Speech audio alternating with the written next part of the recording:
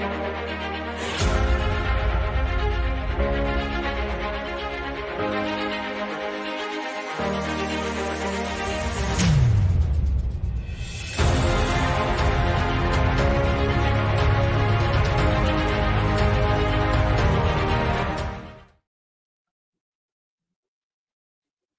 right, what is up, everyone? Welcome to Spoiler Kings. My name is St. Kramer, and with Brandman Brandon. How you doing, man? Not too bad. Tomorrow's Friday. I can't complain. How about you? Not too bad. Hopefully, it doesn't snow over by us. just this weather has been all over the place. Like, granted, you expect that in the Chicagoland area, but holy crap! Yeah. Well, today got to 60, I think, or almost close to 60, if not 60. And then they're saying snow tomorrow. So fun time. Snow tomorrow, yeah, and then rain throughout next week, and then the weather is supposed to be decent again. It's nuts. Yeah.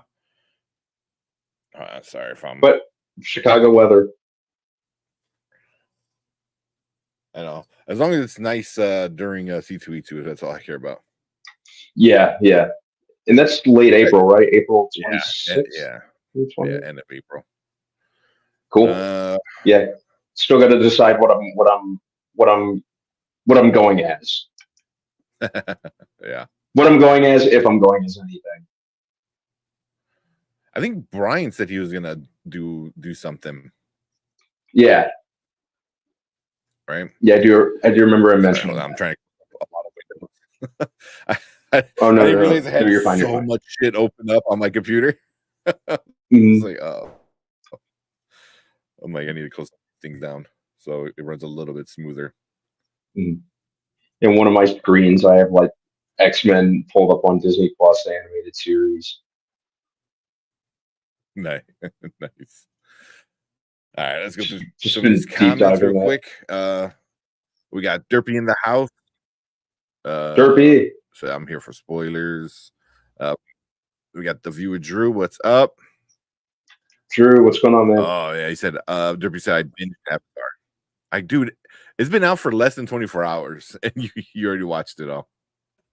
I respect that. I'm only 2 episodes in at this point. Yeah. But it's that's gonna be a weekend thing for me. Oh yeah. I was gonna ask if you watched any of it just yet. Not yet. Because my girlfriend wants to watch it, so we'll probably watch it together probably tomorrow night, Saturday night, Sunday night. Should probably get caught up. Because how many episodes is it? Was it like 8 or something? 10? I think there's 8. Yeah, something like that. So yeah. But let me know, Derpy, what you thought about it. Just like, or without spoilers, thumbs up, thumbs down, or whatever. So let me know. We also saw Halo. And we're gonna talk about that. I was really surprised with this season of Halo so far. We'll see. I gotta finally just start watching it because season 1 just ticked me off. Was horrible. It was it was so bad. But the one thing I will say, like I think I messaged in our group, season 2 is just like a FU to season 1, and it was like, oh no, we're gonna fix this, we're gonna fix that, we're gonna fix this, and do they fix Master Chief having his helmet off? No, that's the one thing they haven't fixed. Actually, it's gotten worse. Where like he's been in where we're 4 episodes in, and he's barely been in the suit. It's not just the entire suit, man.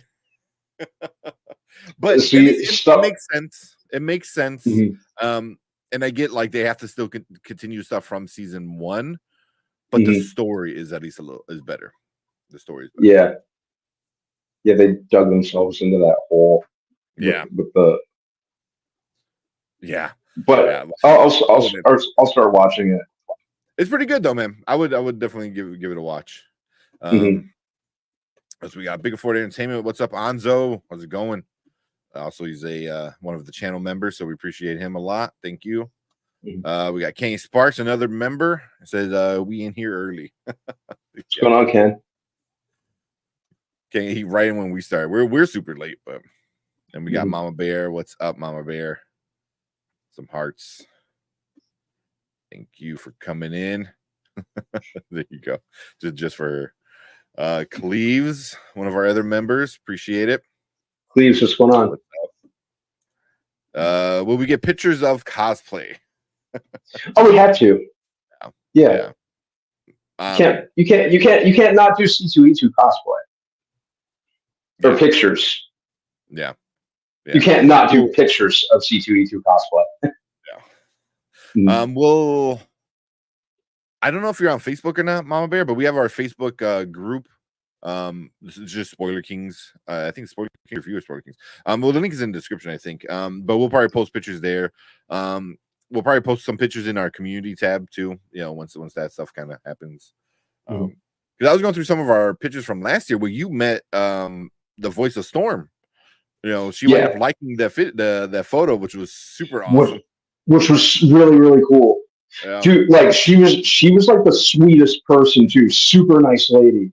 Yeah, that's cool. So, yeah. Last year I didn't. I wonder if I was on vacation, so this year I can't. Yeah. I wonder if any other I wonder if the voice cast of X-Men '97 will be back. I think that would be pretty cool. That'd be super cool.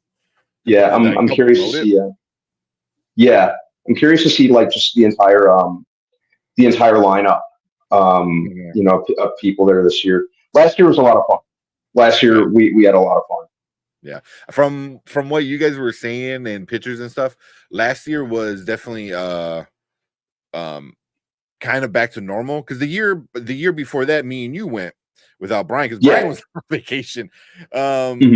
And that year that me and you went, it was a little lackluster, but it was like in 2022, I believe, and that was the first year kind of really back. You know, so there wasn't the big freaking, you know, tables and events and stuff like that. So hopefully this year, it sounds like it's going to be a lot of cool stuff going on. Yeah. So definitely we'll get some pictures. And then Kevin Davis said Dune Part 2 box office total run prediction is 350 to 450 for total box office. I could see that easily getting double. Just from the praises get him. Yeah. The word of mouth has been like, that's only going to fuel the the box office. Yeah, I'm going Thursday to see it. So next week Thursday, when I jump on here, you know, my mind's gonna be blown. So, you'll have seen it at that point. I'm so jealous. Going I think it's like 3:30 or something. In the day, like I have the day off, so we're going to see it. But, I'm planning on heading there Friday right after work. I just got to see who's coming with me. Yeah. So, but I think the first one, Part 1, got about 400 million, I believe, and that had same day release on HBO Max. And and you know, and it came out in the midst of, you know, the pandemic was still going on. Yeah. You know, so that was impressive. Yeah. And it's nice because this one, you know, the first one was pretty well received, and it doesn't have any, you know, pandemic to hold it back anymore. So yeah. I'm just happy it's finally coming out. Not to cut you off, I'm sorry. No, go ahead. No, I was just saying, you know, I remember being so bummed out when it got pushed 4 months. Yeah. And now we're finally about to get it. Yeah. That was, you know, ultimately that was the right call, because now they're able to do all the press. I mean, just that picture of Zendaya in that outfit, it like blew up the internet, you know. So in the Metropolis outfit, which was super awesome. That was super cool. That was cool. Yeah, it legit like looked like something out of the old school Metropolis movie. That was my immediate thought. Yeah, same. You know, people were saying like, oh, C-3PO people, you've seen that like Krang one. I saw I looked at it and saw you know, like the original Metropolis movie. Yeah. I saw But yeah, yeah, we'll keep an eye on the total box office. The opening weekend is going to be, I think it's going to be huge. We'll see. Then we got Tony in here. What's up, Tony? Just coming in. What's going on, Tony? What else we got? And then Kenny Spark said, y'all starting with Ultimate Spider-Man?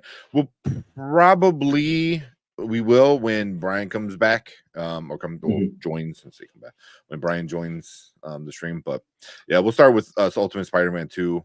You know, probably keep it a little bit shorter. There was not as much happening in this issue, but very quick read. Yeah. Mm-hmm. Yeah, well, yeah, I don't want to get too much into it, but yeah, it was a quick one. So Kevin said, do you think David Zaslav will stay on as CEO of Warner Brothers Discovery, or Warner Brothers gets acquired or merger by 2025 by another company, Comcast, Apple, Amazon? What do you think? You think he's gonna stay on? Because I don't know. I got some thoughts on it. Yeah, I'm kind of torn about it. I could see him potentially staying. Yeah. I think he's gonna stay.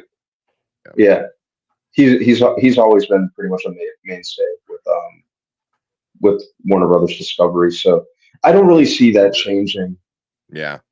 No, he's as angry as a lot of the fans got for him doing a lot of stuff he did, which ultimately, like the Batgirl kind of thing, is probably the right call, because if Batgirl sucked and Batgirl was like on the same level as Madam Web, let's say, he made the right call, you know. But a lot of people are still upset. The whole Warner Brother, not Warner, the Acme Coyote movie that Coyote versus Acme. Yeah, you know, but no one wants to buy it. You know, and he's selling it for whatever they spent. So he's not even marking it up. He's like, here's 75 million. That's what we spent on it. We just want our money back. But which sucks. You know, I'm kind of curious to see that movie. I am too, but I think it's, I forgot what date, but I know it's coming up soon. It might be tomorrow or Monday. If no one buys it, it's getting deleted. Like, that's it. Like, tax write-off again, you know, so that's gonna kind of suck. But I forgot it. I know the date's coming up. But I think he's gonna do good stuff. And don't forget, like Dune's coming out in March. The Godzilla movie's coming out still. The DC stuff, you know, that's still, I think that's gonna be the real big factor. But I don't think it gets merged. I don't think it merged. I don't think it gets acquired, I would say. I think I can see it merging with like Paramount, maybe. But I think he stays as CEO. Yeah. I don't think another company buys them out. Yeah. I could see that. Yeah. I can't see him like going anywhere though. Yeah. Because I mean, he had a plan. His plan was like, cut the fat. We're gonna fix a lot of stuff, which he did. Whether we liked it or not, you know. And now he's on this acquisition part of the plan, where he's gonna start to get stuff, which he did. You know, he brought in Tom Cruise in his production studio. He brought in somebody else in their production studio. I forgot who, but it was another big guy. You know, might have been Scorsese. I don't remember, but he got some. There was somebody else, but the Tom Cruise one was the big one. But you know, we'll see. We'll see. That's definitely something I'm curious on. That Batman Beyond concept art. Oh, it sure did. It sure did. Yeah. Hopefully, very much Spider-Verse vibes. Yeah. And I never thought about that. An animated Batman Beyond movie could be cool. It'd be super cool. Yeah. I think that will be really cool is if they can get the guys, those Lauren Miller or whatever, get them over from Spider-Verse over to like Batman or something like that, because James Gunn already said like he wants to work with them, like he wants them to come over and do something, which will be super cool. You know? Yeah, and I think like Batman Beyond would be right up their alley. You know. Oh yeah. Yeah, I could see that being super awesome. I like what Kenny said. Kenny said the concept art is his background on his monitors. You're not wrong. Yeah. at all. Yeah. Mhm. Who else we got? We got Xavier in the house. What's up, Xavier? What's going on, Back to the Xavier? new Cohen solo movie, The Drive Away Dolls, and I'm not amused. That sucks. Mhm. I saw the trailer and I'm like, okay. But I was gonna wait to see if it had good reviews, and then I was gonna maybe go see it. But yeah, if you're saying you're not amused, that kind of sucks. Mhm. Yeah. But also, did you like Bottoms? Because I'm getting like with Drive Away Dolls, Drive Away Dolls, like very like much like Mhm. the Bottoms movie. You know, maybe not as crazy, but it was the same kind of vibes. Like, Yeah, well, I you could gonna go see see that that? drive away. I probably will. I like the Coen brothers, so Mhm. I think they've always. Oh no. I don't think they've really. I don't think they've really made much that I haven't liked on at least some level Mhm. or appreciated on some level. And I know this is only like Ethan Cohen, um, Mhm. by himself, not with Joel Cohen, which will be interesting to see how he fares by himself. Mhm. Um, Never so works yeah, out. yeah. See what works out. Yeah. Well, Kenny said, I came home from Drive Away Dolls about an hour ago, Hmm. and it's terrible. I was like, oh, that Oh sucks, man. man. Yeah, but he said Bottoms is leaps and bounds better than Drive Away Dolls. That's crazy. That's Hmm. crazy. He was on my letterbox list. It's right in front of Madam Web. So it's like second to worst. Yeah, and then Kenny, you got a bunch of movies for the year, man. I think you posted it. You were like at 14 on that post that I saw. Like, damn, man, I'm barely like at 4. Hmm. So, but that sucks that it sucks. I was hoping it was gonna be good. Hmm. And then Yeah. Kenny said, Yeah, that's true. Good. saw the trailer for Boy Kills World. Looks entertaining. Yeah, that we're hopefully gonna watch that tonight. The Boy Kills Yeah, World. started to watch the trailer. Didn't watch it just yet though. Yeah, yeah. Been hearing good things about it. Saw some pictures, but we're gonna check that out. Just saw a solicitation for Kid Venom series in this Ultimate Spider-Man book. Kid Venom. Oh yeah. The Kid Venom thing. Yeah, I can't tell you how tired I am of these Venom and Venomized books, but Kid Venom. Hmm. Kid Venom looks really interesting because it's like the Kid Venom. It's like because I read the first issue, or was it the first issue? I think it was. I know I read something. It was something online that I read. And it was Kid Venom, and he's like samurai Japan, and Hmm. it's like really, it's pretty cool. It's pretty cool. Like it Hmm. was like pretty interesting with it. I wonder if they're gonna go further with it. I think it was like a 4-issue miniseries. That's what it might have been, something Hmm. like That's that. all But Marvel does is miniseries now. It's driving me yeah, crazy. that's all they do. Yeah, but Kid Venom was actually pretty fun. You know, yeah, I read it online, obviously. Um, it's pretty cool. Like it's not Venom, like the Venom we know. It's a different symbiote. I forgot what he called him. But it was cool. He was like it was pretty cool. Had a cool look to him too. Very anime Hmm. like. Very anime manga look to it all. So I thought it was good. But I do agree the Venomized everything gets a little boring. Tedious. They kind of milk him a Chica. lot. Yeah, too, huh? Yeah, I got the same cover. Oh, yeah, you get the variants. Wait, actually, how about this one? That's a cool cover that I saw. Nice. They didn't have that one in my at Graham Crackers over here. So I went to like all of them. Just I guess this one's is not selling as fast as issue 1. Issue 1 was like sold out the day of. I don't know if you guys know what this is though. Spawn? Moon Knight, Spawn. This is Spawn 350. This is a 350 issue of Spawn.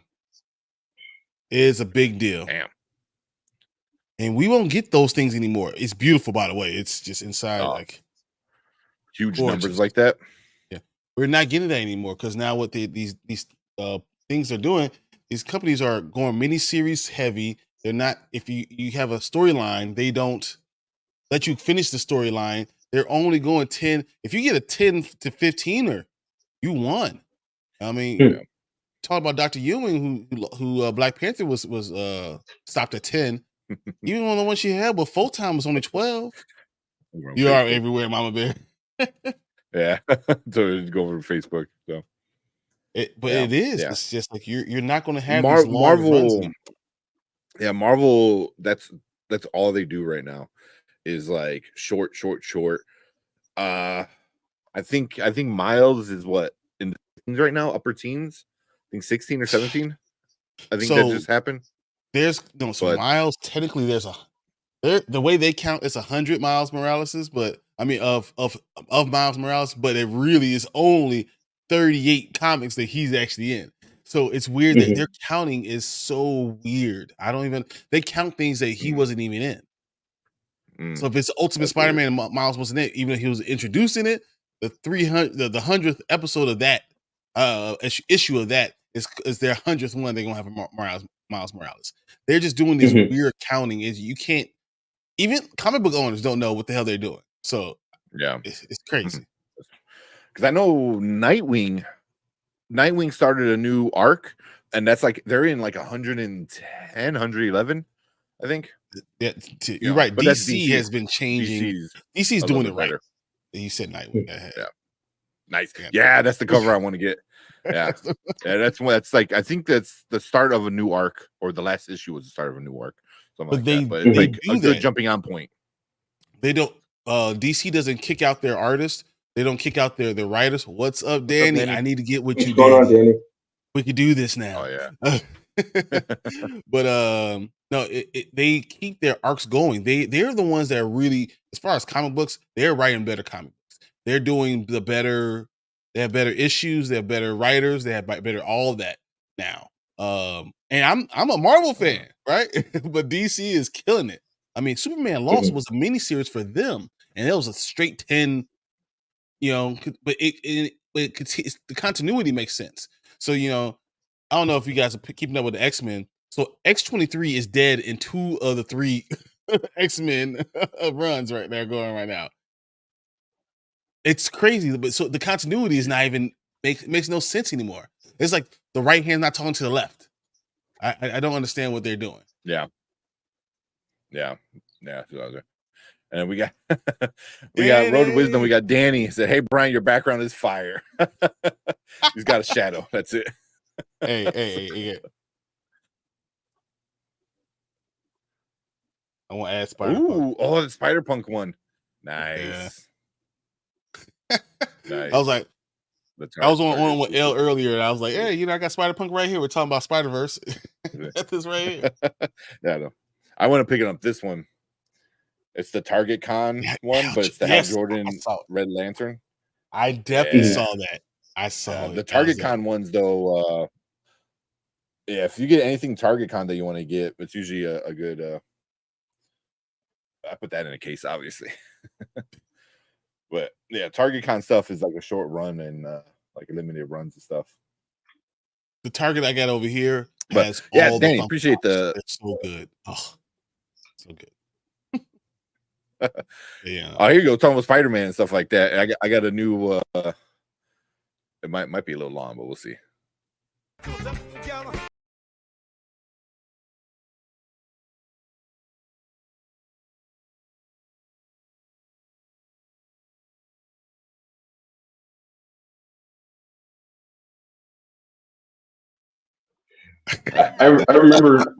I still remember being in the theater and just like awkwardly cracking up to that. Oh yeah, this was hilarious. Well, appreciate it, Danny. Dance in my life. I was like, what am I watching? I remember that, and say what? Just no. I that was a Tank, right? He was supposed to be like evil like version. Yeah. Yeah, and Am I and nagging? he was Yeah, a little bit. Yeah. Yeah, and he was just a dweeb. But to be fair, the Sam Raimi, Tobey Maguire, Peter Parker was a great big dweeb. So if he getting the symbiote would probably make him what he thought in his mind was cool, but still at the core he was a dweeb. That's still the worst one. Oh yeah, it's pretty bad. Hey, I want to show off a few things real quick, if you guys don't mind. This Night Thrasher, this is like the first one. Very cool. I saw it on sale. Night Thrasher is a very cool thing that you should really think about looking into. And then finally, they came in.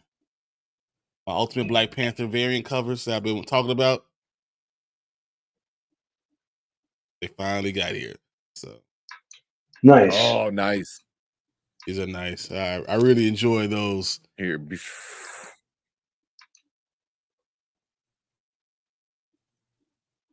fuck, I really don't want to start my computer, but if it's really bad, I don't want to. And then it's my Fantastic Four.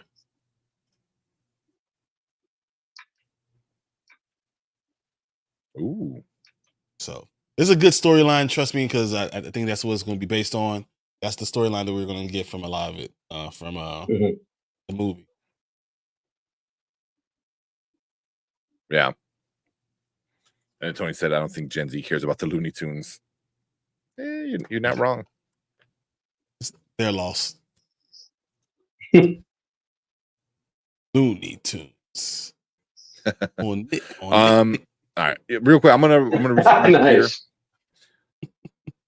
All right, I want to take over these comments real quick while Tank restarts because he has 8,000 windows open at the same time. I'm sure. Yeah. All right, as Kenny's saying, like the stream, y'all. It helps out with the algorithm. We definitely need it. That Spider-Punk is nice, dude. Hobie, I was just on the stream with Elle because she was talking about Oscars. Hobie stole the entire movie. Oh, sure did. He's the best part. So I saw Funko reminded me of that. I was like, yeah, I gotta grab it. Gotta grab it. Jason's in here. What's up, Jason? What's up, my guys? Just watched. What's going on? Episodes of Last Airbender. B, how do you feel about that? I'm about 2 episodes in myself. I'm fine with it so far. It's not like necessarily blowing me out of the water, but I enjoy it so far. It's fine. It's doing everything that M. Night Shyamalan didn't, which is awesome. I think which is probably the best thing they could have done, by the way. I think they could have. The martial arts are pretty good. I think it's pretty well acted. They did go a little more serious. They are going like a little more serious with Aang. Too serious, like no playing, no playing. Yeah, but at least he's not completely the mopey Marvin that M. Night Shyamalan made him. It's like you can't compare to M. Night Shyamalan. He's so bad. I feel like so far, just from what I watched, this series is like if you get a birthday, right? You get a birthday cake that has multiple layers. And you got strawberries in the middle of that, and then you get a birthday cake that's just a pound cake. I feel like this is a birthday cake that's a pound cake. It's good. It has all the elements that make everything good. It's cake still. It's great, but it's not what I was expecting. I was expecting some strawberry filled cake. I wanted some multi-layer. Maybe take a fork and get some carrot cake. Something special. And right now, I'm not getting special. Yeah, it's a Netflix series right now, The Last Airbender. So if you gotta get on Netflix, they drop all that stuff. It's cake. It's just not special. That's why I'm trying to say it's not. It doesn't have the oomph that I thought it was going to have. That's all. Yeah, and considering how long they've been working on the show or talking about making this show, because it's been almost 4 years, I think, since they announced they were doing this. So I expected a little bit more, But I think if I had to sum the show up in a word, I'd probably say safe. It's very safe. Mm-hmm. That's a perfect word for it, Brandon. Yeah. Safe. It's a safe with good characters that understand what's going on, but you're not trying to redo anything. You're not trying to redo the book. You're not trying to remake anything. You're just, staying very safe. Yeah. That's good. Yeah, the changes that they made for the most part, I'm fine with. I know they made a big deal about Sokka being sexist in the original, and then they took that out, which it was part of his story arc. But I'm sure they were walking on pins and needles when it came to this, so it's not to upset anyone in their safe spaces. What if I told you that I never even realized he was sexist, and I saw him more just as a older brother who's ragging on his sister? I didn't like when he was dealing with Katara. I didn't see it. I did see it when he was dealing with the other people, but I didn't see it when he was doing with Katara because I just thought that that's what you do with your little sister. You rag on her. When he was around the Kyoshi warriors, I suppose I could kind of see it a little bit, but he was in love. So yeah, it wasn't. I don't think they went to the point of offense with it either. And I hope that no one gets offended by me saying that, but yeah, I don't think it was that offensive. But it's not me to say it, I guess. Yeah. Annie, what we talking about tonight? Well, obviously we're gonna talk about Bad Batch, Halo, Ultimate Spider-Man 2, to do some movie reviews. And I mean, I can't wait to talk about Last Airbender. That's why we were doing that. Yeah. Hold that thought. Hang on 1 second. I'm just gonna open my window a little bit. Close up, guys. Close up.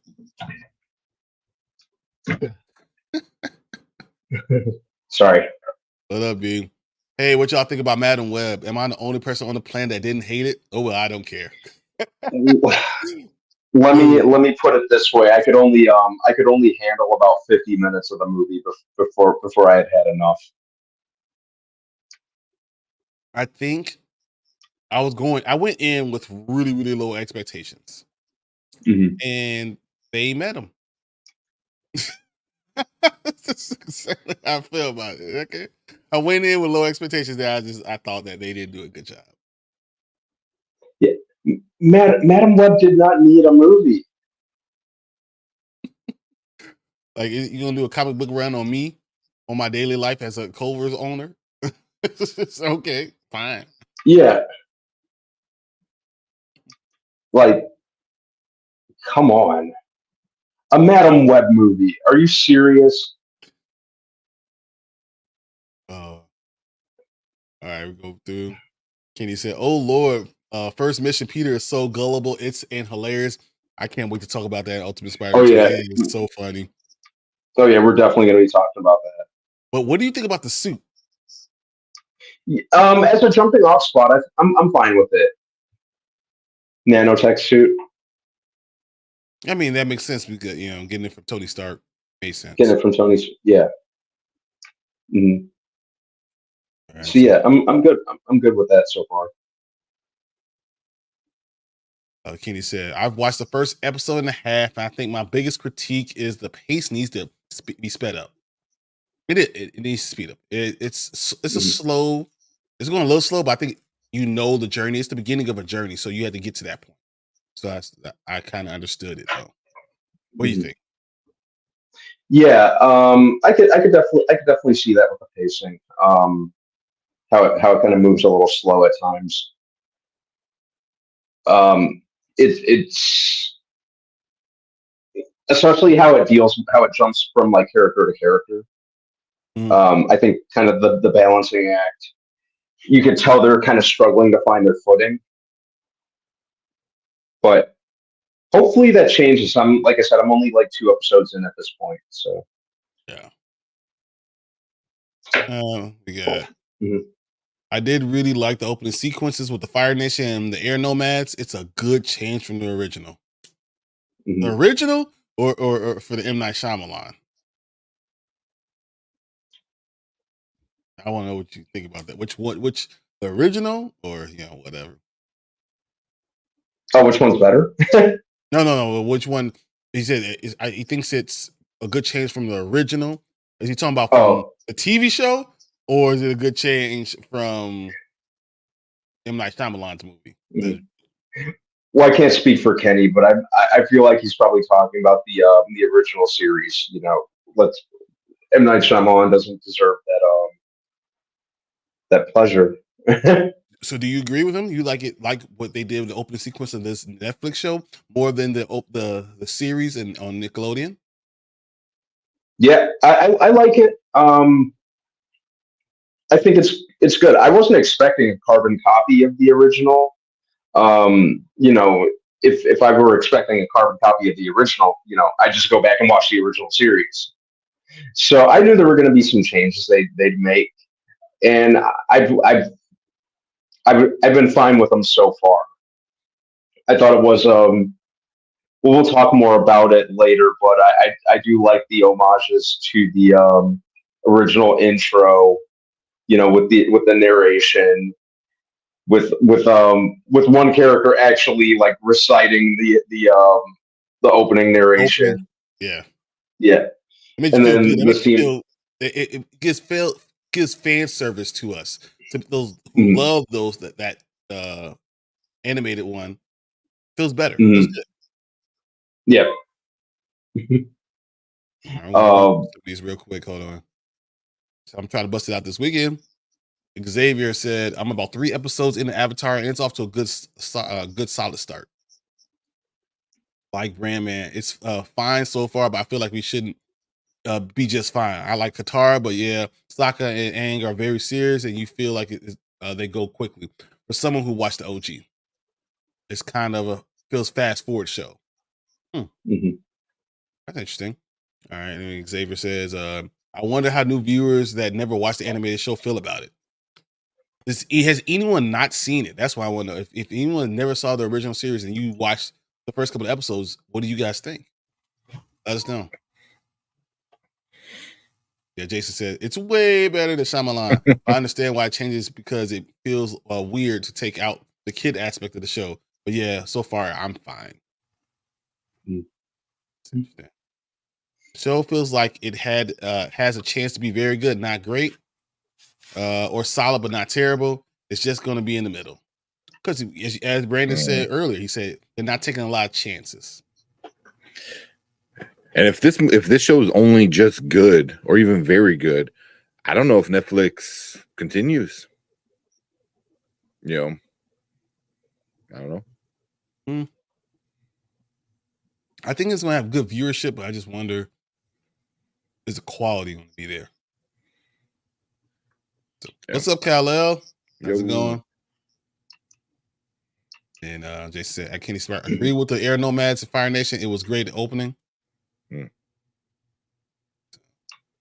Everyone saying hey to each other. And then he said, why the villain look like a mutated Foot Clan member? For which one? Yeah, we talked about Avatar. Avatar? Mm-hmm. I haven't watched this one yet. Okay. So I'll probably be, I told Brandon I'll probably watch it this weekend because me and Erica like super excited for it. But I gotta watch it with her. So yeah. Yo, what's up, Matt Film? What's up, Matt? Is Ultimate Spider-Man 2 streaming on what service? So Ultimate Spider-Man 2 is actually just a comic book. Yeah. So go to your comic book store, see us nerds, and got it early. And of course, I went and got all the variants because I'm even more of a nerd. And a comic book nerd specifically. Guys, put a link in there if you want to read it for free. Hey. Checking the link in the comments. You put a link in there if you want to check it out before we review it real quick. Have y'all seen Avatar? Yeah, I haven't, but getting to it once I finish the X-Men animated series. You're gonna finish the X-Men? Wow, Nice. that's awesome. Yeah, he said he was watching All it 5 last seasons. week. Yeah, that's quick. When I say pace, I mean the line deliveries and kind of kineticism of the scene drags a little bit. He says the original. I never bothered with the Shyamalan version. Never saw it. Okay. Well, long ago, the 4 Avatar seasons lived together in harmony. Then everything changed when M. Night Shyamalan attacked. Oh, that should be a short right there. Kenny says, I'm not saying it's better. I just think it's good. I understand that. Mm-hmm. I think you have to. It's so hard not to compare it, but I think we got to like measure this on its own as a live action kind of thing. You know what I mean? So, it's gonna be difficult. Mm-hmm. Every time I think about Aang, because I think Avatar was almost the perfect show. Yeah, yeah, it's really amazing. Yeah, it was really, really good. And I got into it late. You want to know why I got into the show? Is because I started hearing rumors that they were trying to make a live action movie. So I went back and did my research. I kind of watched episodes here and there in college, but never started it from the beginning. And then when I heard that, M. Night Shyamalan's making a movie, I'm like, let me go back and do my research. And I'm like, oh, this is an amazing show. This is a really good show. And I found that's awesome that you were able to do that. Honestly, that's so cool that you're able to do that. Wait, so M. Night is the reason why you got into Avatar? Yeah. You should thank him. Yeah. Mm-hmm. I should thank him. Yeah, thank him for introducing me to the superior content. Yeah. It's kind of cute that he thought what he did was going to go over well. Yeah. Where did you first watch it, Tank? How were you watching it? I'm a giant kid, so I watched Nickelodeon a lot. Nickelodeon Cartoon Network a lot. Like usually, like everyone else is watching like news, and I'm watching Cartoon Network or Nickelodeon. And I remember because especially when it's like a new show, and I'm like, okay, I want to check it out. This is how old I am. I remember watching the first SpongeBob episode when it aired because I was like, I wanted to see what it was about, and I'm like, oh, this is stupid. This is gonna be awesome. But with Avatar, it was the same thing. I was like, okay, I was interested, but I kind of just stuck with it, kind of thing. And then it was interesting. The only problem was like back then, like I didn't have anybody to talk to about it, because it was on Nickelodeon. So like when I asked my friends, I'm like, oh, did you watch this show? They're like, why you watching Nickelodeon? So like, why are you watching the kids show? So that was kind of the issue. But then years later, I found out like, oh, everyone loves it. Yeah, So and it was probably because of what Brandon said. A lot of people like, oh, there's a movie coming out. Let me watch the original content. And but I was just a giant kid and always had the cartoons on my TV. Still do. So. Dude, I feel like the same thing with me though. I watched it week to week. Like when they were watching, I used to watch all of it week to week. And then when season 1 ended, I was so mad that I was walking in Walmart. I saw, hey, they got it on DVD. And I bought it on DVD. My DVD is so old. It's so old. So I was grabbing those as they were coming out. Every book that they were releasing, I was buying. So I was hooked on Nickelodeon. It was crazy. Yeah, I think I have a couple books right here. You really can't see, but you can see the Avatar logo a little bit. I know it's yellow. I know that one. I would have my stuff with me, but it's all packed away. So we don't talk about Shyamalan movies here. It didn't happen. Exactly. They're happening. There is no movie in Ba Sing Se. Ba Sing Se, like that. For me, adaptations should make changes. I agree. But he said, yes, the OG intro. Oh, yeah. I've never seen the cartoon. Wow. Give it a look. I think you'll love it. I think you'll really like it. It's good content. And that's, I think B's all for about creativity, originality, and good content. and I think he would enjoy it because of those things. Yeah. The only heir we know is us, Jordan. The only One better airbender. than- Hey, he was. When are we going to review the series? I think I'll give Tank this weekend to finish it. We can talk about it Yeah, next probably Thursday. we'll do it sometime next week. Next Thursday, probably. Yeah, Makes sense. something like that. Mutated Foot Clan member, the villain in Latin Web. Oh, Yeah. yeah. He sucked. That was stupid. Yeah, Yeah, he did look like a Foot Clan member. I had to think about it for a second. He With the does black though. and That the red. makes perfect sense. That's funny. Seeing people saying that the show is either mid or just good, it's great news for Paramount. Yeah, that's great news for Paramount because Paramount's going to go and then you can go watch it now. It's so good. Sometimes it's rewatchable too. Oh yeah. Mhm. Oh yeah. It's got a ton of rewatch value. I could watch that over and over and over again and not get bored. As a matter of fact, I have. Yeah, me too. Same. Exactly. Same. Mm-hmm. The super nitpick, I admit, but Zuko Scar needed to be bigger and uglier. It won't ruin the show for me though. The actor playing him is pretty good. I like him. I do like him The too, actor- and I agree 100% with you. Yeah, the actor playing him is doing a really good job. You know, I agree. I was hoping the scar would be a little more prominent. Wasn't he missing his complete left eyebrow in the series too? Yeah. From here all the way down here is like all Yeah. It was also like pink. orange, and it was like fully discolored. You know. Yeah, like Until- Zuko had that huge burn. Yeah. Yeah. From watching the trailer and seeing him in the trailer, I think we talked about that. Yeah. Mhm. Yeah. Granted, I'm fine with it. You know, it's a big improvement over the small kind of baby gash that they gave Dev Patel that you could barely notice. You talking about the was it the birthmark? That's what Yeah. it looked like. Yeah. Yeah, the little rash he had above his eye. Yeah. They put some lotion on, man. You be all right. They put some lotion on. Yeah. Yeah. Hope you got Some cocoa butter on that. Dude, first B, people don't know about cocoa butter, so that's awesome that you said that. Mm. You don't know about cocoa butter? Look it up. Cocoa butter. Oh yeah.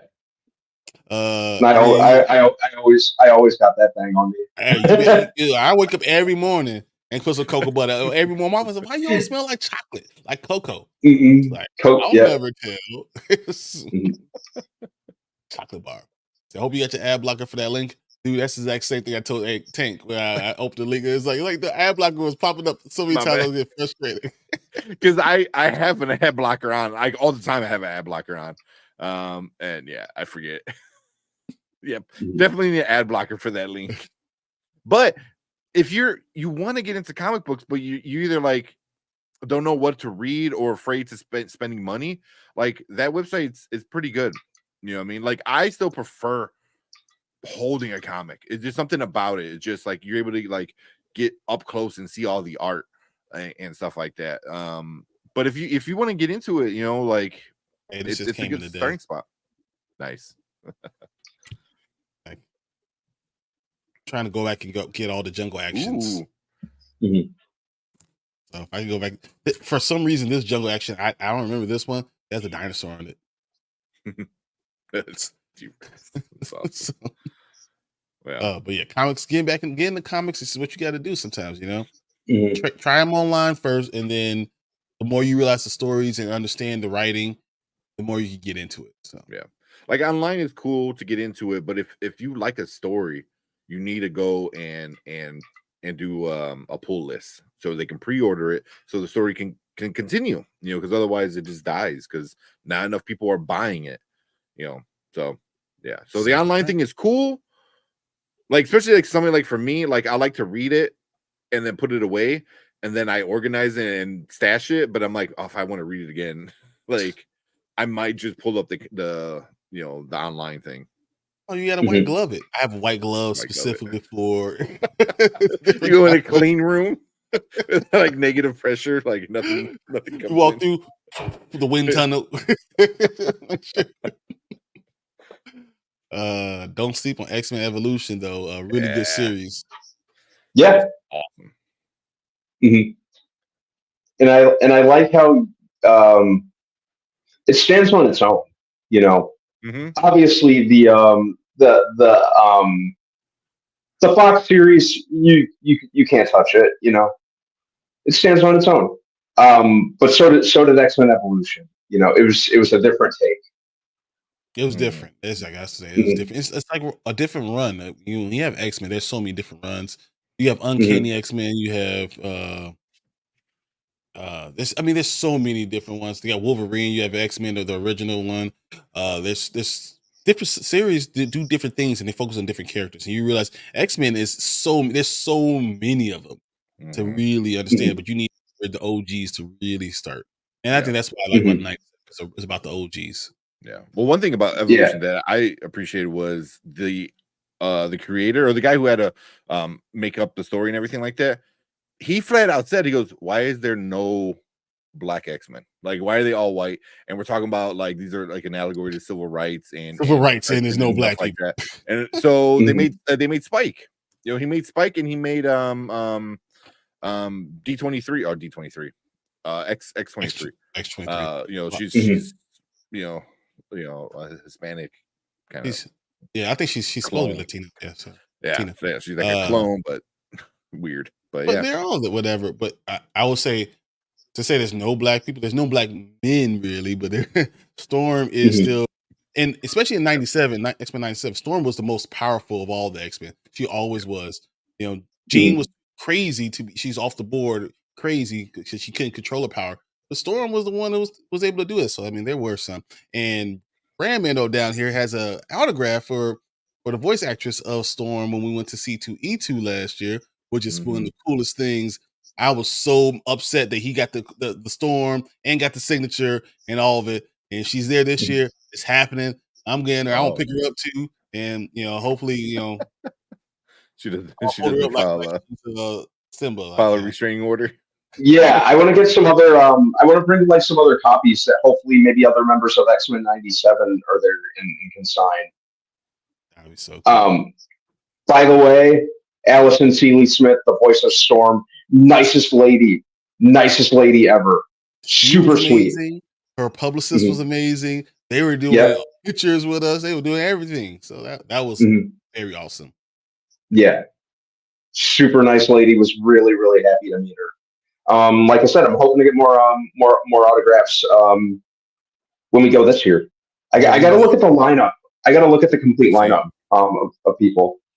Because I don't know how long we can go Friday and Saturday, but we definitely got to go. Oh, yeah. You guys think John Glover will be there again? Oh yeah, and I think he'll be looking for you. And I want to actually print a picture of you with him.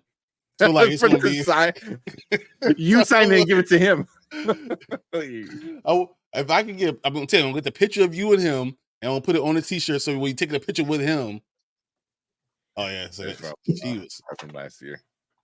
Yep, really really nice. Allison was amazing. Yeah. And it was such a great thing. She wound up liking this photo, which was I'm like, oh, what? So awesome. Yeah. And then like pure enjoyment, pure excitement from that's that face. And you get him to sign it. So that's super cool. Then, I'm gonna get a picture of Brandman with Glover. Taking a picture with him. So that every year we can just do it over and over again. So you wear the T-shirt. And then the next year you have the T-shirt of the T-shirt. Next year we another T-shirt of the T-shirt. And just keep it going. My mom's reaction to those pictures were some of the most hilarious things. By the way, yeah, I would love to hear your mom talk about that. I'm sorry. I'm sorry. The Last Airbender is one of the few shows I've ever rewatched from start to finish. I don't go back a lot. That's how special it is. I had the DVDs and I watched the DVDs so much that they had started to skip. I had to take them into my to family video to get them really good clean, resurfaced. I had I ain't bought cool. Yeah, I have the when I was living overseas, I had all the episodes on my external hard drive. Like sometimes during my downtime at work, I would rewatch episodes. I would just plug in my external hard drive, watch an Avatar. I got them on Blu-ray. I got the complete series on Blu-ray for my birthday one year, and then they're on Netflix. So got a wide arrangement of selections in terms of watching it. My friends knew I was a cartoon junkie, especially Saturday mornings. Hey, I got cereal in the big bowl just because of that. Still get it every Saturday. Whenever I suggest to people, I just tell them to make it through the first few episodes because it starts off kind of childish and then it gets great. I like the childish part too because I thought it was creative the way they did it, and then the idea of Aang being stuck in the ice thing was smart. So that was really cool. Yeah, so I gotta watch that tonight. And Halo is off the chain. Yeah. I don't know what dude. I keep getting told that I think at this point it's convincing me to finally watch it because I was just so burned by season 1. Dude, I was exactly the same way. I watched the first episode or half of the first episode, and I was kind of sorry. And Brian was like, finish watching it. And I'm glad you didn't spoil anything. But I went up, finished watching that, and then I went on to 2 and 3 right away. And then episode 4 came out the other day, and I caught up on that. So, bro, it's all I'll say is if you're going to watch Halo, don't start tonight because you won't go back. You won't go to sleep because you'll start it, and then next thing you know, it'll be like 4 o'clock in the morning. You'll be like, the hell, yeah, because it's that good. It's really that good. Yeah, we'll probably talk about it later, but. I almost typed this no movie embossing sake. I love it. I love a third Avatar series with twins, where each of them are half of the bending abilities, but they separated at birth. That'd be interesting. The yin and yang twins. That'd be cool. Basically. That'd be really cool. Actually, that's pretty interesting. And you only hit the Avatar state when they're together. They often learn, and then that might be a little too much Dragon Ball Z ish. Like it do the fusion, like do the whole. But it would be cool where like, that would be really cool. Never seen Wolverine and X-Men series. Any good? It was okay. It was all right. I never. It was pretty short, wasn't it? Yeah, it was very, very short. Yeah. I'm trying to remember if I ever finished it or not. I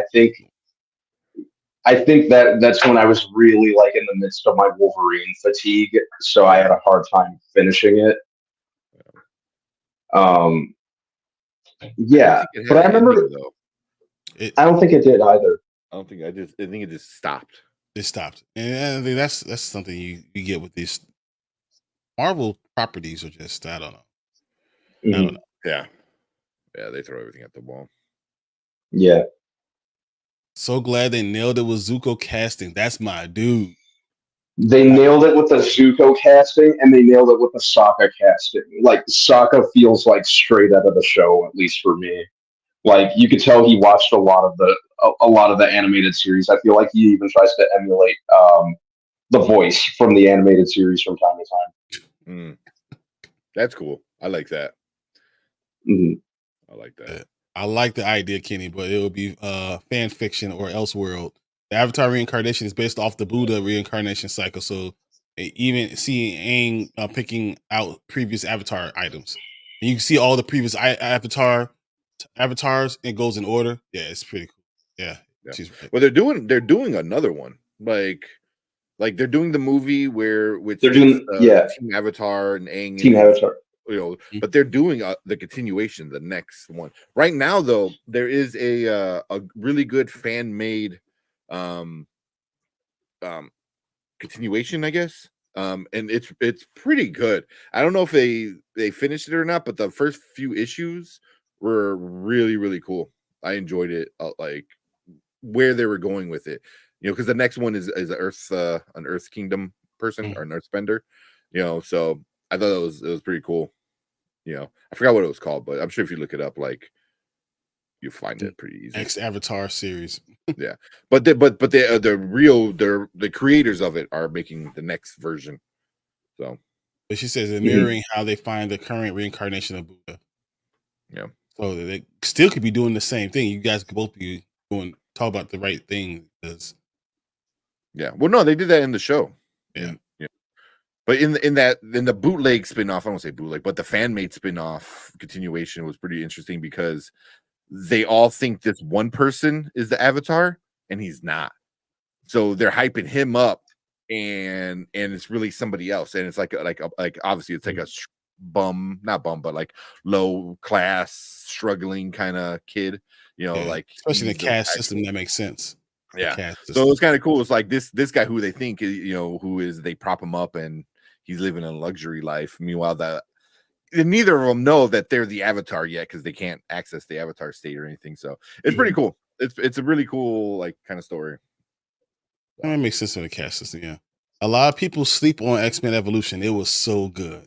It was. It really was. Matt says I had the complete box set for Avatar: The Last Airbender when I was younger. I did too, except I was grown. I got one now. I was telling people about the first season was building up to what's happening now. There are a couple more Avatar series coming soon. Yeah, too. The Dragon Ball Z Super manga is getting good too. Yes, I haven't. I'm a lot behind. I'm a good a few behind.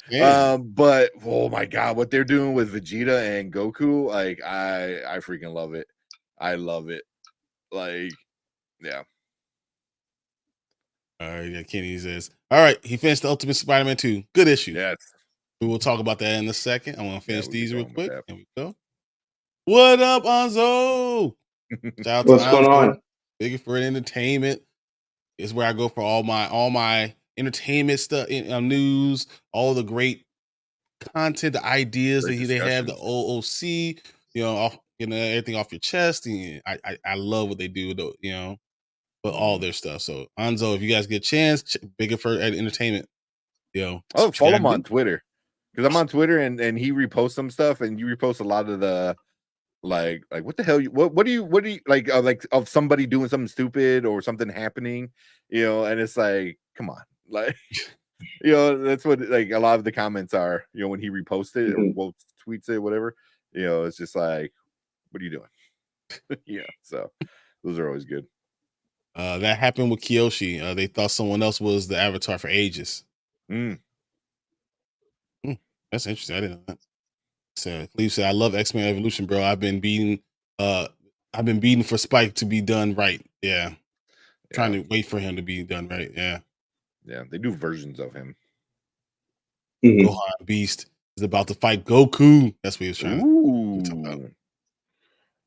I mean, Goku is it's so good, man. Who else got affected by the outage today? Oh, for y'all AT&T people.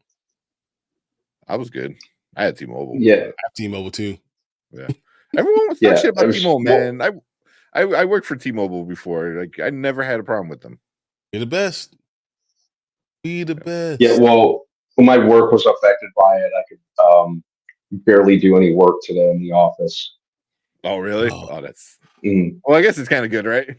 Like, you're like, oh, hey, no internet. Later. T-Mobile squad. Nice. The one thing I do miss about working there was, man, that was a good discount. That was a really good discount. Yeah, phones like Cheeseburger Eddie. No, like my plan was like 6 people and it was like $90 or something. Yeah, everyone gets free. Okay, I see you. The X-Men Evolution is fantastic. That hyperbolic time chamber arc where the X-Men Evolutions will accelerate was great. I wish we would have gotten to the conclusion to that cliffhanger, but that we never did get. I don't remember how it ends. I would have to go back. It doesn't end. Well, at least the cliffhanger. I would have to watch that because I don't remember how it ends. Yeah. Delve deep into Avatar lore. Yeah, There's a lot. It's good. isn't it? But it is though. When you create a world and there's a lot of things to base it off on, that's when it's really, really good. I mean, i.e., Harry Potter, or when you have those things that have that, great lore, it's awesome. It's awesome to really jump into. Yeah. Xavier's like, T-Mobile here too. I'm good. We should have did that. We should have said Mark Safe from an AT&T T-Mobile flag. The T-Mobile flag. What's that? The T-Mobile Tuesday. What's it called now? T-Mobile T-Life or T-Mobile Life, whatever. T-Life, whatever they change it to. All I know is I get 10% discount on all Shell gas stations every Tuesday. Heck yeah. Heck yeah, man. That makes a big old difference for me. Me and then too. I get 10 cents or 5 cents plus I already have 10 cents. I get 15 cents off gas. So I get 20 because I also got Dunkin' Donuts. Nice. Badfield Show T-Mobile game, boys. I didn't even know we're starting something here, man. That's fine. Cyclops and Havoc go into Magneto's evolution acceleration machine, and it cuts to black, and that's all we get. Damn, I don't remember that. I kind of remember that. I think I remember. I seen it. Rewatch it. Mm-hmm. My bear says I can talk Potter for ages too. Me too. Same. Yeah. I was on Dynasty Pylon yesterday with my Gryffindor t-shirt on. Nice. I'm going to my girlfriend's cousin's kid. I don't know. It sounds a lot of distances, but they have their 1-year-old is this weekend, and it's a Harry Potter theme. So gotta send you the stuff. I already got a scarf. We got the wand. Lucas got like all the houses, onesies, and stuff like that. We're gonna draw a little lightning bolt on his head. Yep. So yeah, I want him getting a Hufflepuff shirt. Yeah, I got a Hufflepuff stuff to send you. That's why I got to do. Nice. The water was off at work, couldn't go to the restaurant, so I just walked out and went to McDonald's. Thankfully, it didn't get that bad for me at work. Oh, man. I'm a good Ravenclaw. I totally believe you're a Ravenclaw. Yeah, I know for certain you're a Hufflepuff. I know for certain. Like actually reading into it, I was like, yeah, there's no doubt Tank is a Hufflepuff. That's they just get all the hate because they weren't big in the movies, even though Cedric was, yeah, he was. Like Cedric was Hufflepuff. Yeah, he was supposed to win the freaking cup, but no, he wasn't. How was he supposed to win? He was like the favorite. Yeah, but Harry Potter let him. So that's the problem. Well, Harry should have never let him come with him. That's why he said that. That's his fault. Yeah, that's it. That's on you, Harry. Yeah. And then it should have been like, we're in a graveyard. Something doesn't feel right. I don't like this. We're going back to the cup right now. No ifs, ands, or buts. Why would you go? Well, let's investigate. Yeah. Still makes me so mad. So that's a great question. What cliffhanger would you guys like to see resolved? Mine would be from the old show called Soap. I know y'all never heard of that. The best sitcoms ever. What cliffhanger would you want resolved?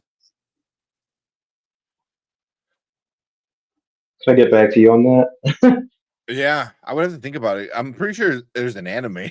I'm thinking of an anime that never got resolved. Yeah, I can't even. That's a tough one. I watched so many things. I don't know. I mean, I'm trying to look. If there's one. What the hell is it called?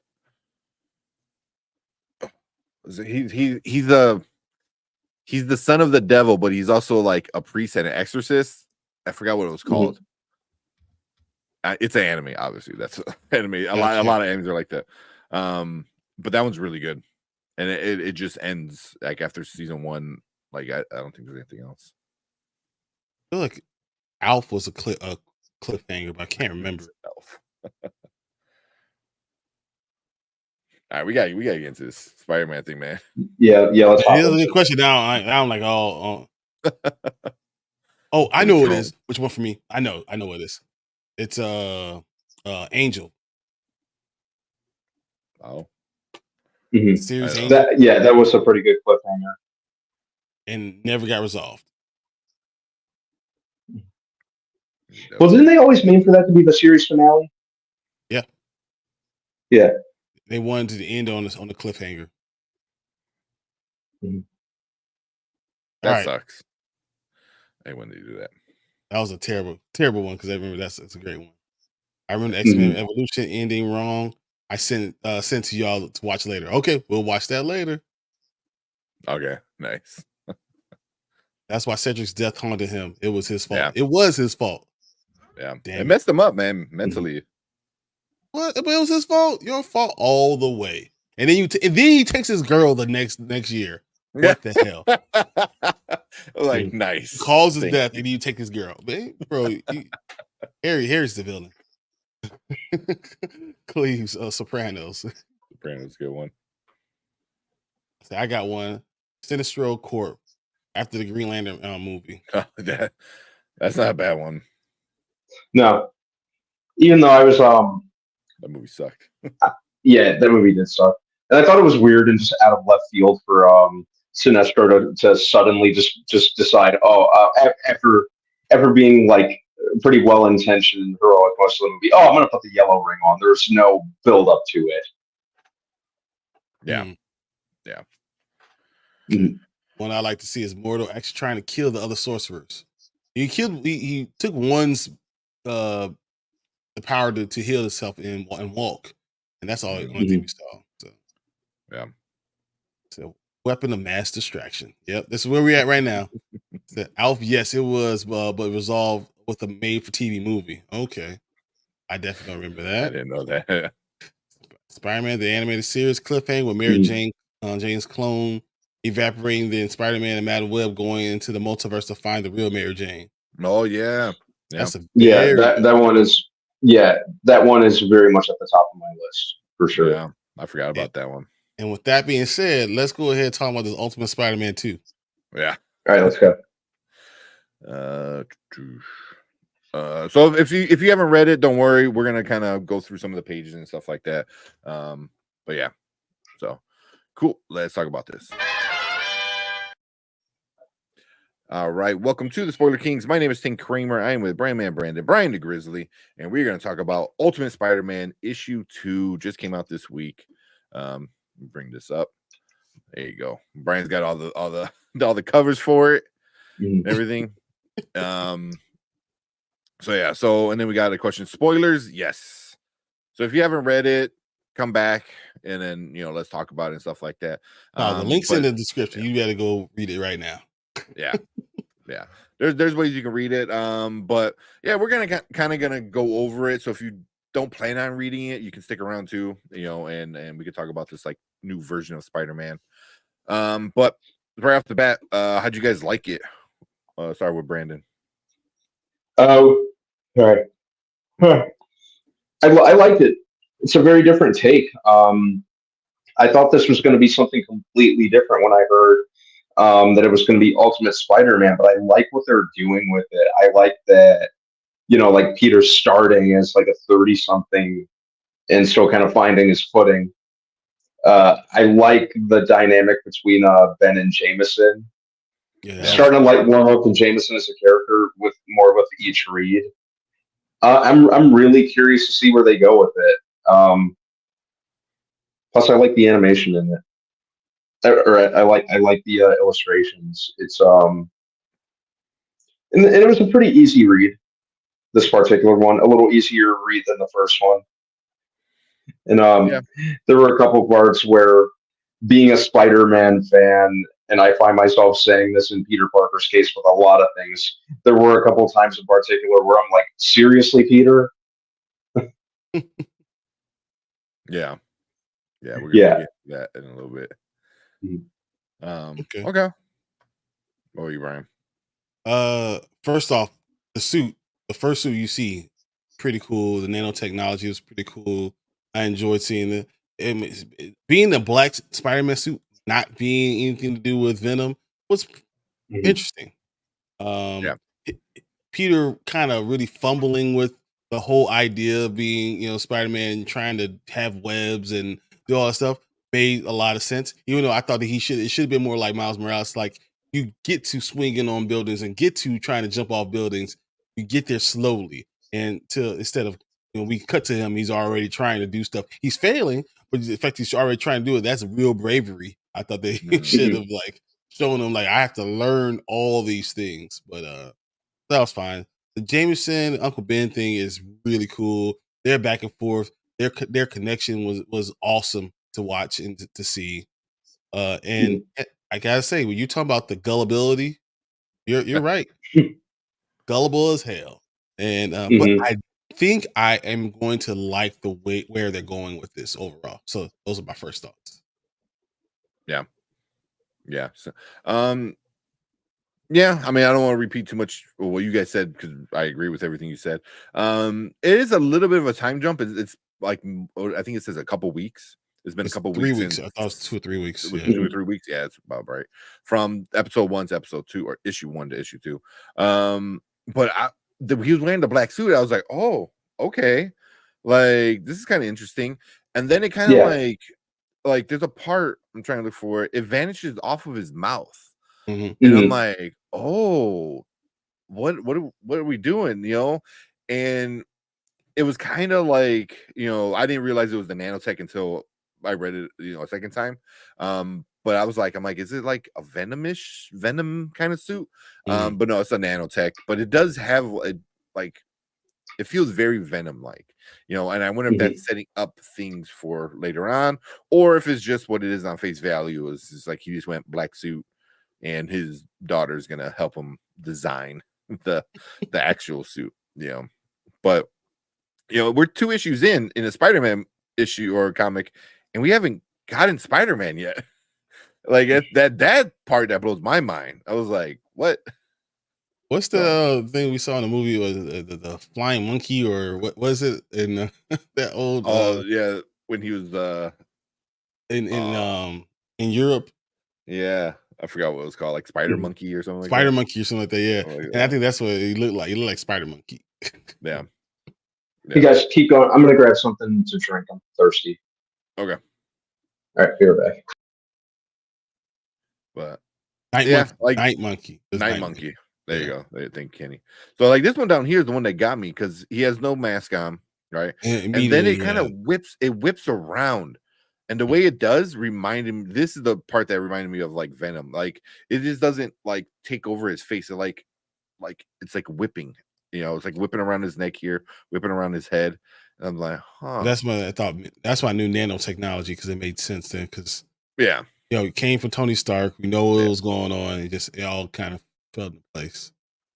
Yeah, but yeah, I gotta say, overall, nothing major happens in this issue.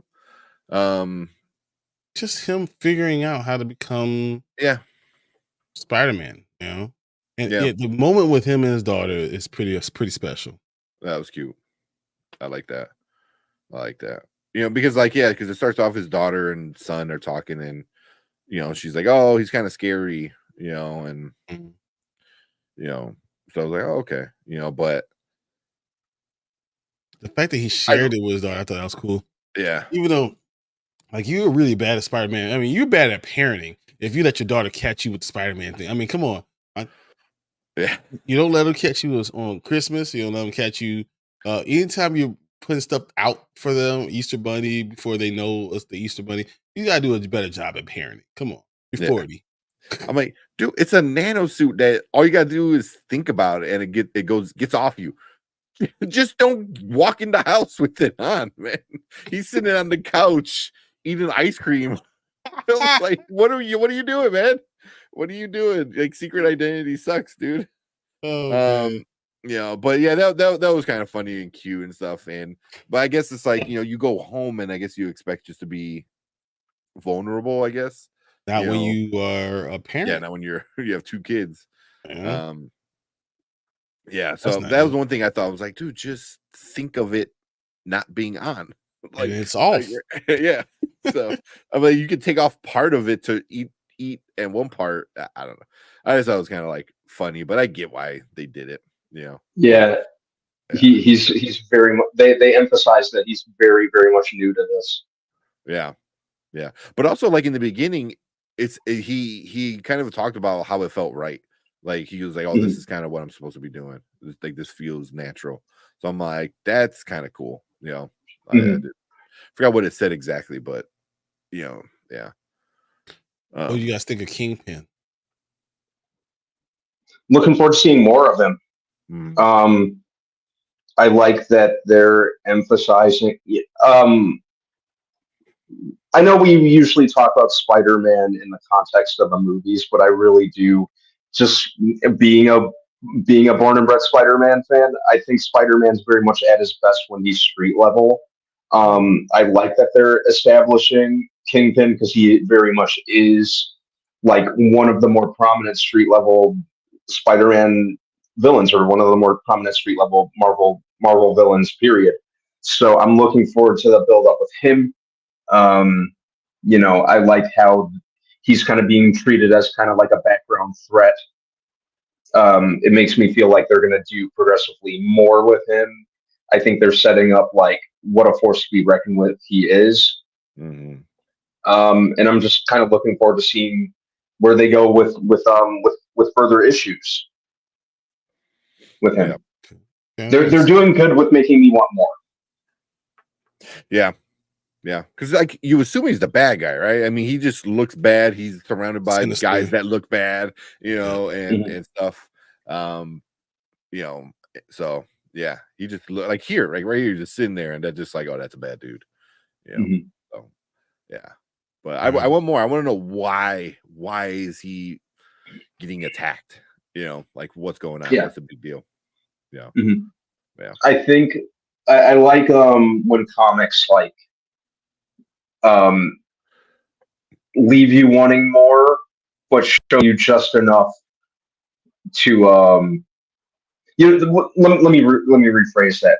They don't blow their entire stash in one issue, but they show just enough to kind of leave you wanting more.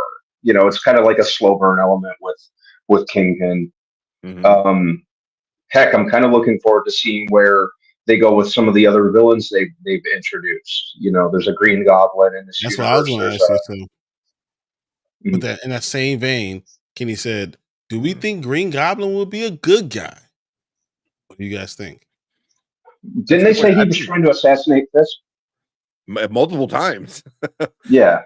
Yeah, yeah. So Or an anti-hero? Sorry, Mm, I think it he's an could it could anti-hero. it could be an anti-hero, Kenny. I could kind of see them going that route because we did get a heroic Green Goblin separately in the Gold Goblin comics that they've been doing. mm, I don't think they do a complete copy of that. So I kind of see them kind of walking the line. And that kind of goes hand in hand with what we'll see from Norman Osborn. mm. Norman Osborn and pretty much all incarnations of Spider-Man. Norman Osborn is a dick. Well, Um, this one's Harry, right? Yeah, say what? Yeah, it's this Harry. one's Harry because Oh, this Norman's one's dead. Harry. Yeah, Yeah, because Oh, wait, no, you're absolutely right. I'm sorry. Norman's So dead. yeah, Yeah, well, let's see if he'll be as big a dick as Daddy. um, but yeah. I think he'll be. I think Harry will be more of an anti-hero. You know. it yeah. makes sense. So the best villain in the Black Panther one, right? Killmonger, Mhm, which his personal villain, is an anti-hero. Green mhm, Goblin is pretty much is the best Spider-Man villain personal because they have personal relationship. And with that being said, Green Goblin being an anti-hero just like that would mirror mhm, Ultimate Black Panther. So I think that makes sense. And since they're writing these the same time, I think that makes sense mhm. that Rickman would do that. Yeah. I'm cool with that, but also I wouldn't mind just him being a bad guy and is just going after another bad guy because he's like on his turf or screwed him over or something like that. Like I could see that happening. You know, I'll be cool with that. I could see that happening. But I think the anti-hero and then somehow Peter and Harry become friends because that's kind of what happens. You know, somehow, you know, yeah. But Green Goblin, I'm really kind of interested in because he's only going after Fisk, like from what we understand. Like he's not doing anything else. So obviously, there's some kind of vendetta, revenge, possibly, you know, business thing going on. So yeah, I'm kind of curious with him, you know. But like I say, so speaking of the other bad guy in this one, we got Shocker. How'd you like Shocker? Because it was very interesting to see him and, you know, the not Spider-Man yet like interact. I thought that was like pretty cool. So as far as Shocker goes, before I answer that, first and foremost, before I answer that, I have a question. Where's Peter's spider sense? That's a good question. Yeah. Or, you know, I'm willing to kind of excuse it by saying, you know, he's still kind of learning the ropes and getting the hang of this. So maybe he's not like mastered his spider sense just yet. But it seemed like it didn't even exist. Mm-hmm. You know, like, you know, the spider sense has one job. It warns Peter of danger. It starts like literally screaming at him more or less if there's pending danger. So I'm like, first of all, Peter, what are you doing? Don't fall for this. It's clearly a ruse. Yeah. Second, his spider sense would have just been going at full blast, I think. Yeah. I think he might have felt it, but he doesn't know what it is yet. So, because this is another question that he said. So Peter knows he's supposed to be Spider-Man, but does he know what his history was supposed to be? So he doesn't know that he's supposed to have spider sense. He doesn't know that he was supposed to be doing all these things. Doesn't know all these villains. He just doesn't know. So us on the outside know, he doesn't. So I think that he's going to discover his ancillary powers as he goes along. And also, it also brings up as like, does he even have it? You know, because he was given a spider, you know, by Tony Stark, who is not alive anymore in this universe. No. We don't know. So yeah, we don't know. That's why, you know, which I think he is, and I think that he's going to show back up. Yeah. Oh, for sure. But as of right now, he's, you know, quote unquote dead. I mean, was this an artificially made spider, you know, or did he go to another universe? Like, we don't know. So maybe he's missing powers. I wouldn't be surprised if he has different powers than the 616 Spider-Man, you know, like missing. That's a good question, actually. Yeah. But yeah, I'm kind of curious with that one too. Did Tony go into the jungle in Ecuador and find a tribe? Was he researching? Was he researching spiders in the Amazon with Peter's father right before he died? Yeah. Jeez. Oh man. Tie it all together. Yeah, but yeah, I mean, stuff like that is like good questions where it's like what, you know, like in what like Kenny says, like he knows he was supposed to be a hero. He was supposed to be this man with like, you know, spider-ish powers. But that's it, man. That's it. So it's kind of interesting to watch him like do it. I like that he's still kind of witty like Spider-Man. You know, it's just funny because now he's like old. So are we gonna get like dad jokes? Yeah, you know, stuff like that. You know, he's that, you know, it's kind of that everyman type humor, like, you know, older everyman type humor. You know, dad jokes. Yeah. Dad jokes. Yeah. So I like it. I like this take on Peter. I like where they're going with the take on Peter. Like I said, the first issue really threw me for a loop because I was like, where the heck are they going with this? You know, what's going on? And I like how they for all intents and purposes, I think you can kind of call it a twist at the end of issue 1 Mm-hmm. that they went for. I really appreciated that.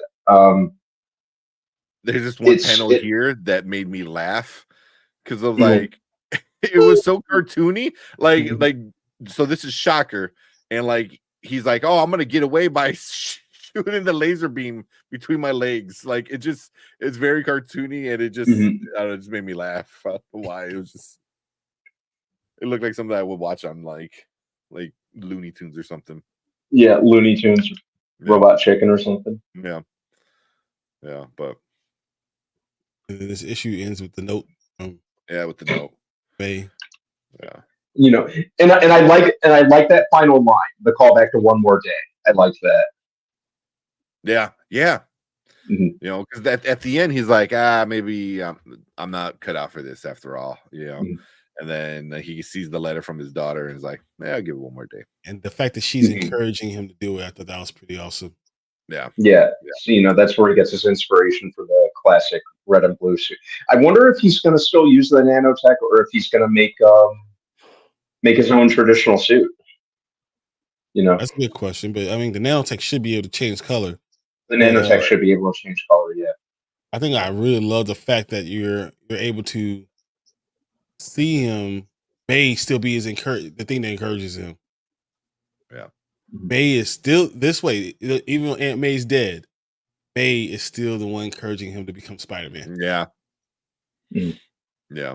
It kind of makes you wonder if, you know, with there being no May in this universe, or May being dead, if Uncle Ben's going to live through the entire thing, or if he's going to be a goner. Oh, you know, that's a good question. I feel like he's gonna have to lose somebody. Yeah, because that's just what Spider-Man does. I don't know. You know, I feel like if he loses anybody, like it better not be one of the kids because you just don't kill kids. Just don't do it. Yeah, unless you're Stephen King, who gets like a sick pleasure over that sort of bullshit. He likes that stuff. Yeah, I mean, you don't kill Mary Jane because I mean, do you kill Mary Jane? They become the single father. Yeah, single father. That's too much. You know, but I mean, that's what might make him. No, he'll give up. Bigger hardship. He'll give up. He'll say, "No, my kids matter too much." Yeah. So I don't know. I don't know if you can kill somebody in this story so far, but you kill Jameson, or kill JJ. Is it just one of those events that happen that Uncle Ben has to die no matter what? Who else died around him? Yeah, and that's the only one in this episode that pushes him into being Spider-Man for real. Yeah, yeah. Well, that may be the reason. Like, you know, Fisk somehow kills Uncle Ben, and Peter's like kind of sought out for revenge or something like that. You know, yeah. What Mama Bear says it's pretty good. Much like in grocery stores, Uncle Ben has a shelf life. Yeah. And it's not very long. Mad Web might be the only movie he survived the entire movie. Well, he wasn't even Uncle Ben yet, right? He was just Ben. This is Ben. He's just Ben, right? We didn't know if he was gonna turn into Fantastic Four Ben or Uncle Ben. Wow. So, but cool. You guys got anything else? No, I mean, this is still a good story. I enjoy what they're doing, and even going through each of these characters and showing us the difference in each of them. And then I think we're going to eventually get to a point where we find out that there is no difference. Like they're going to become who they become. Yeah, and you know, and everything that we thought we knew about those characters, we're going to see by the end of these issues. So, but very good issue 2. Yeah, yeah.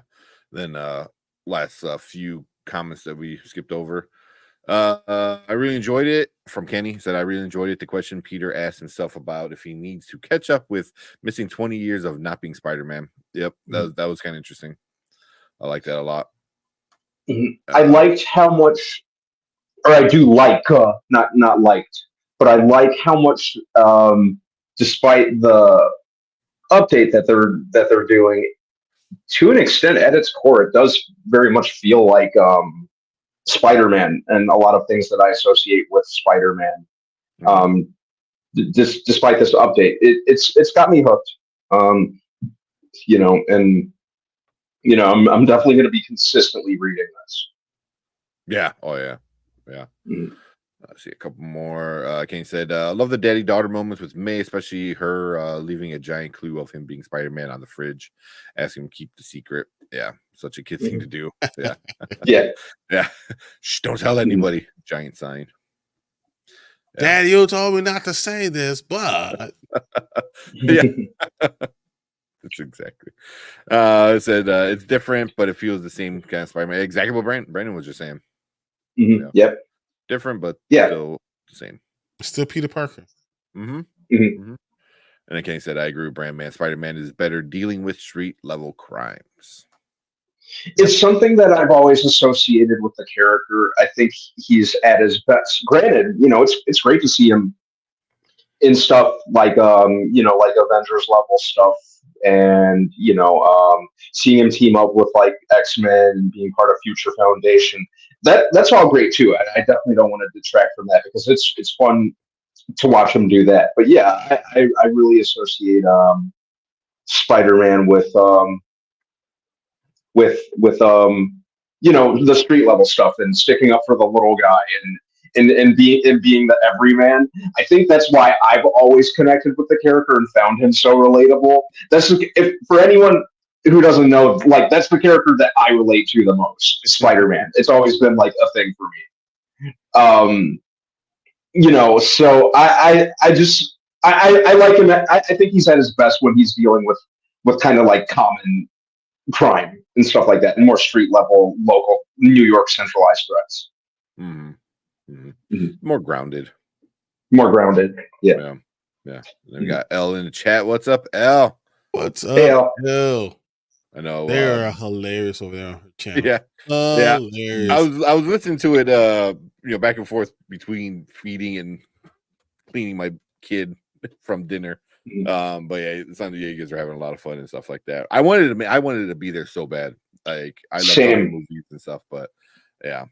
And next time I'm going to get over there. I was a little busier than I expected to be tonight. Yeah. You know me, I have no life, so I'm everywhere. Well, I was gonna say your kids don't make giant messes with marinara sauce yet. Not anymore. Says who? Look at my counter real quick, man. Pizza sauce everywhere. Like, oh, what a night. Yeah. But yeah, thanks, Al. Appreciate it. I know I didn't know all you guys were into Oscar stuff, so I'm gonna reach out to Elle and see if her or any of the other JP or any of wants to do one of our Oscar videos. We've got a couple left. I was surprised that there was no Cookie Monster on while she was doing it, and she came in right while I was leaving. Came in the chat. I saw, right at the end. Cookie, I gotta go. Sorry. Yeah, so appreciate it, Elle. Oh, and then shout out to the channel. Was it for one night only? For one night only, yeah. Yeah, so go check one night only. She does a lot on. I've seen Wednesdays and Thursdays. I mean, just check it out. Turn on the bell notification so you can hear when she's going live. So yeah, check her out. Yep. But cool. Let's finish up with this Ultimate Spider-Man stuff. Yeah, we're all digging it. We're all liking it. The second issue came out earlier this week, so we're gonna try to stay on top of it as they release. So no more like months in between. Well, months issues, because it is a month in between. But yeah. Cool. We want to hear from you guys. Leave a comment down below. Let us know what you think about the Ultimate Spider-Man so far. Are you liking it? If you're not liking it, any theories, any stuff that you think might happen, leave a comment. Let us know. Hit that like button. Hit that subscribe button too. We appreciate it a lot. And if you like some of these comic book reviews, let us know, and let us know some comics you want us to talk about too. So, obviously, we all love comics over here. So thank you guys. And if you're in the live chat, stick around because we're going to move on to our next topic for the night.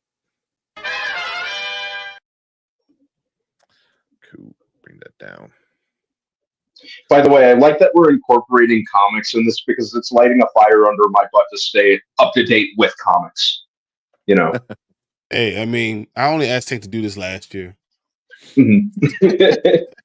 I got I have all the Superman Lost. I got to finish reading them. Oh, I have. Yeah, I've been having them all because I had the first 4 or 5 or whatever, and then the ones you gave me were all the ones I was missing. Yeah. And then Superman Lost. That's the one I gotta. So good. Issue. It's so good. Oh my god, they did such a good job with the writing this. It's funny. All the series that Superman's in feel like Superman. They really do. They really do. And you know, now I'm back to going to graham crackers like 3 times a week as opposed to like 3 times a month now. So I'm finding myself there a couple times a week now. So yeah, maybe when I go there, because I plan to go there after work tomorrow, and if not tomorrow, probably Saturday afternoon. So yeah, I'll start picking up Superman Lost too. And if you guys get a chance, Spawn, I'm telling you, 350th issue, go out there and get it. It is unbelievable, beautiful. Everything that they do is so awesome. Gotta check it out. So grab that 350th. It's record breaking. I mean, you're never going to see another place. You know, luckily Boom has been sticking with it. You're not going to see anyone else that's going to go 350. Yeah. And this is 350 in actual stuff. Like, because they drop every 10 days, they drop another Spawn. So very cool. Yeah, check that one out too. I was telling Tank before you jumped on, Brian, like just in preparation for X-Men 97, I've been going back and revisiting a lot of just varied X-Men comics, including Ultimate X-Men, because I have a lot of the paperbacks for that. Dude, screw Wolverine in Ultimate X-Men. Screw him in Ultimate X-Men. I was telling Tank, the movies have made me resent Wolverine. Just with how much they focused on him. Ultimate X-Men made me legitimately dislike Wolverine. Say, hey, bub, don't be saying that about my Wolverine. Hey, bub. He freaking Mufasa Cyclops off a cliff just so he could creep on Jean even more. I mean, that's a smart move. That's how you do it. No, but Ultimate X-Men was a really good run overall. I enjoyed it. Like some of the updates that they made.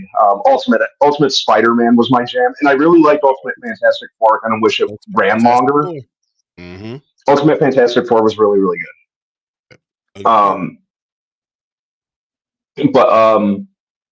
But yeah, like Ultimate X-Men, I'm like, you friggin' asshole. Really? Well, they're gonna bring Kenny it back. Said, "Yeah, I have the first 19 volumes of Ultimate X-Men. I have yet to read it. Wow, they're good." Mama Bear says, "Talk nerdy to me. Talk nerdy to me." Nice. Oh, don't tempt me with a good time. Yeah. I still have my X-Men cards. I do too. Awesome. In my comic books, I have the cards inside of each of them. That's cool. So my I remember like my segue into X-Men, because like, you know, as a kid I was all about Spider-Man. That was the only comic that I read, right? That was the only comic that I read courtesy of my uncle. My gateway into X-Men was before I got into the X-Men cartoon, my aunt's neighbor had who was my age, or she had a son who was my age. He had a Wolverine mask that I would wear all the time. I would wear this before I even watched one episode of the show. Then I started watching the show. Probably it had to have been maybe a week or two later, and then I was hooked there. And then I started reading the comics. I remember during reading time in 3rd grade, I had this X-Men comic. It had Magneto on the cover. My principal, who had it out for me, came in, I guess was inspecting classes. She took my X-Men comic. I remember I got really upset about it. I snuck into the principal's office like shortly after she took it. I snuck into the principal's office, went in there and just stole it back and ran out of the office. Hey, this is nonsense to the law. Yeah, right. So I lost my X-Men cards. I had the Mojo World set. Dude, That's cool. What is wrong with you? Look, you need to go back in time. You need to get a DeLorean, go back in time and go get it. No way, no doubt. How cool would it be if the MCU X-Men reboot like had Mojo, if they like really lean into the cosmic side of it and do like Mojo Vision? I would, yeah. That would be like a season 2 kind of thing. I think they could do that in like season 2. Yeah. Depending on how season 1 ends, but yeah. Bring them back. You remember in the original animated series, they did do the Mojo Vision episode, which was a lot of fun. Oh, I love that one. With was it Star? Are we doing trailers? Long shot. Was it? Yeah, we do the Borderlands trailer. Yeah, I wanted to do trailers. I really wanted to talk about the shows, but we took way too long in the beginning. Yeah. It'll give me enough time to start. It'll give me enough time to start catching up on Halo. Let me go get Did you watch Bad Batch yet, or no? I did too. I'm behind on Bad Batch, but I have been watching. Playing catch up. There you go. Bad Batch. This season was really, really good so far. Like really good. Like I feel like there's more importance to everything going on. Where in the last season it was just kind of like shit happened, and then there's a lot of filler. This one so far was like, oh damn, like shit's getting real. Yeah. Really? Yeah. I feel like it's off to a good start. They give you the first 3 episodes too, so, which is I love when they do that. Awesome. Yeah. I'm gonna pull up these trailers. But yeah, definitely Bad Batch was really good, man. I wound up watching it and then I just watched 1, 2, and 3 back all in a row. Because it was just so good. Yeah, we'll definitely do the Borderlands trailer and then that the boy kills world. Yeah.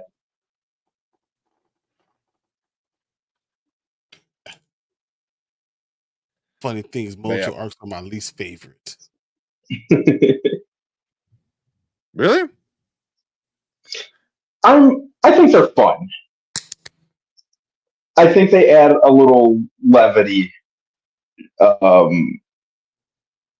needed levity on and off to X-Men. With all the other very serious topics they deal with when it comes to X-Men. I like the he's a fun villain to me. But I could definitely understand why he'd be anyone's least favorite for sure. I expected originally that WandaVision was going to have Mojo. I actually thought that too. That would have been cool. WandaVision, that's what I thought was going to happen too. That's interesting. That would have been cool.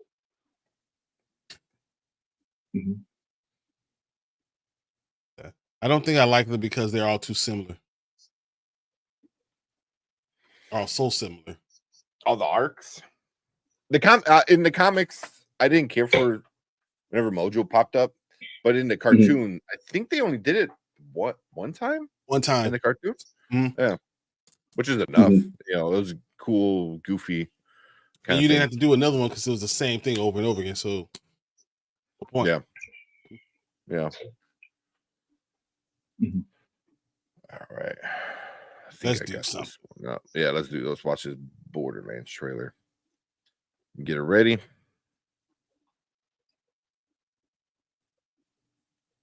Said he shows up, game show, he loses MVP. Yeah. Pretty much. You're not wrong. You're not wrong at all. Yeah. That's his gimmick. Yeah. He very much is a one-trick pony. Yeah. But yeah, I think he's fun. you know, Yeah. time to time. I like him. All right. Real quick before I shit. Let me know if you guys can hear it. Yeah, okay. All right. Do it now before we do it in the actual clip. All right. Let's watch this trailer. I haven't seen this trailer. I haven't seen either of these trailers yet. Oh, okay. So I've watched the Borderlands trailer. I've not watched Boy Kills World. yeah. All right, let's watch it. All right, what is up? Welcome to the Spoiler Kings. My name is Tank Kramer. I'm with Brandman Brandon, Brian the Grizzly, and we're gonna check out Borderlands, the official trailer. Yeah, I know it's got an insane cast of people. So surprisingly solid cast. We'll get further into it after. Oh yeah. But yeah, let's check it out, and then we'll see what we got.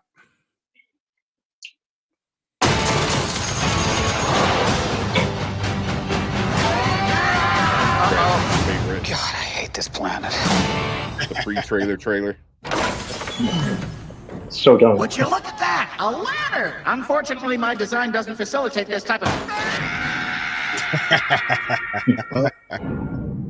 Destiny awaits. Legend has it that there's this massive treasure hidden in some secret vault. And if you go hunting for it, you'd better take any help you can get.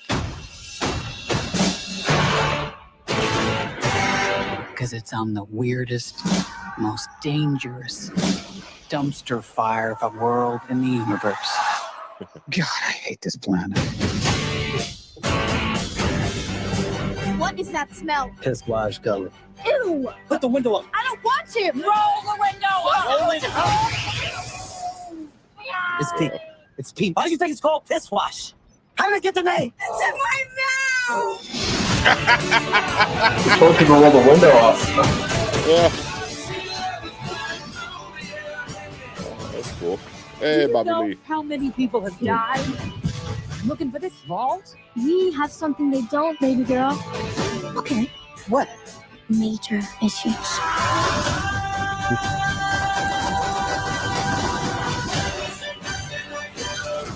Time to make it rain with your body parts.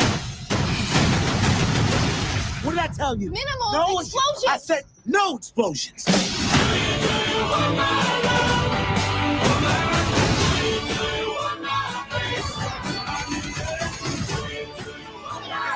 Step aside, bitches! Ooh, Oh, that's it. mine's bigger. What do I do? I needed a gun. So you asked for it. There's only one of you in the world, and you're special. Uh-oh. Kill them all.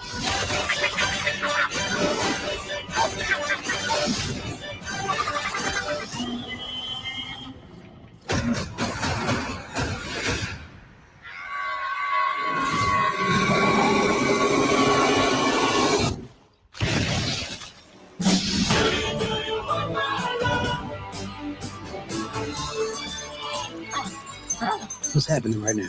I'm expelling the excess lead. I can't go if you're looking at me. Ooh, actually, scrap that. I can. I really can. Actually, it's helping. Are we really waiting for this to finish? Keep looking at me. That was so funny. Okay. What do you guys think? It on one hand it looks fun. I'm torn between thinking it looks fun and on the other hand getting a like Temu.com Guardians of the Galaxy feel from the trailer. I saw your comment on that. That's funny. Well, and to be fair, Borderlands was very kind of like whimsical and off kilter. If you've played the games, it's like, it's very much, I always kind of looked at it as Mad Max on speed, basically. So I think it captures enough of that, but I think as much as I love Borderlands, this is me being biased as a Borderlands fan. I don't like Kevin Hart as Roland. I want to say that I don't like Kevin Hart. I think that's a terrible casting decision. Oh my god! You had one job, and that was Terry Crews, or friggin' Christopher Judge from Stargate would have been good. I think he also voices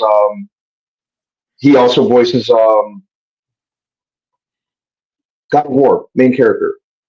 Kratos. Oh yeah, he's Kratos. Yeah. He could have done it. Mike Colser could have done it. Mm-hmm. It just seems, just Kevin Hart being in Kevin Hart mode, which I like Kevin Hart, but him as Roland just doesn't feel right. Mm-hmm. It's still a pretty solid cast, and you got Cate Blanchett, which you'd never think she'd be in a movie like this, Jamie Lee Curtis. Jamie Lee Curtis is a huge one. I was like, whoa. Yeah. But I think the most perfect casting in this is Jack Black as the voice of Claptrap. That's awesome. But it looks fun. I'm hoping it's good just because I like most of the stuff that Eli Roth directs, and he got a lot of goodwill for me this past fall with Thanksgiving, which I really, really enjoyed.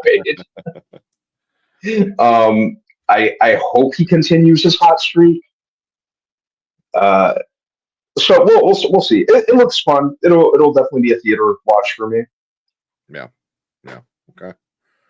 Well, real quick, I thought out of all of them, the chick from Barbie, what was her name? Ariana Greenblatt. Her as Tiny Tina was awesome. I was like, yeah, like that's like really good. That was a really good choice. Like, yeah. But yeah, what do you think, Brian? I agree with the whole Kevin Hart thing. I thought it was going to be Nanzu Anozie. I don't know if you guys remember Ender's Game. Ender's Game, yeah. Was training them. He had the whole look. The look is exactly Borderlands. I thought that he was going to be perfect for a bigger dude. And you don't have to pay as much money. I thought that was going to work better. Yeah. Because you don't need Kevin Hart for the comedic timing for Borderlands. You just don't. Roland's not a comedic character. I feel like you have enough. I don't even think you need like too much of a comic relief other than Claptrap. Yeah, you just need to have these guys, misfits that don't match together. I don't know why that had happened. I just don't understand. That's what Penny's saying too. That he's looking at images of Roland and Kevin Hart does not measure up. No, exactly. Like. Physically, yeah. Even vibe wise, it doesn't make sense. But yeah, there's a handful of other actors out there. I do like Cate Blanchett. I thought that was pretty cool. Getting someone of her caliber to do this, that's amazing. Yeah. The pink hair is kind of a look too. I'm kind of into it. Not gonna lie. I didn't mean to cut you off though. Go ahead. I'm sorry. No, I'm all for it. I don't know. I mean, everyone else is just. I don't know. I still am kind of on the fence about what I saw because I'm not sure how entertaining this is going to be. I don't know how great the casting is. I'm worried, actually. So maybe I'm the resident hater for this. I don't know. Maybe that's what it is. But I was watching and I was like, man, this looks like it could be good and it also could be awful. And I could believe both. No, it's which is understandable. I'd like to give it the benefit of the doubt. Like I said, I like Eli Roth.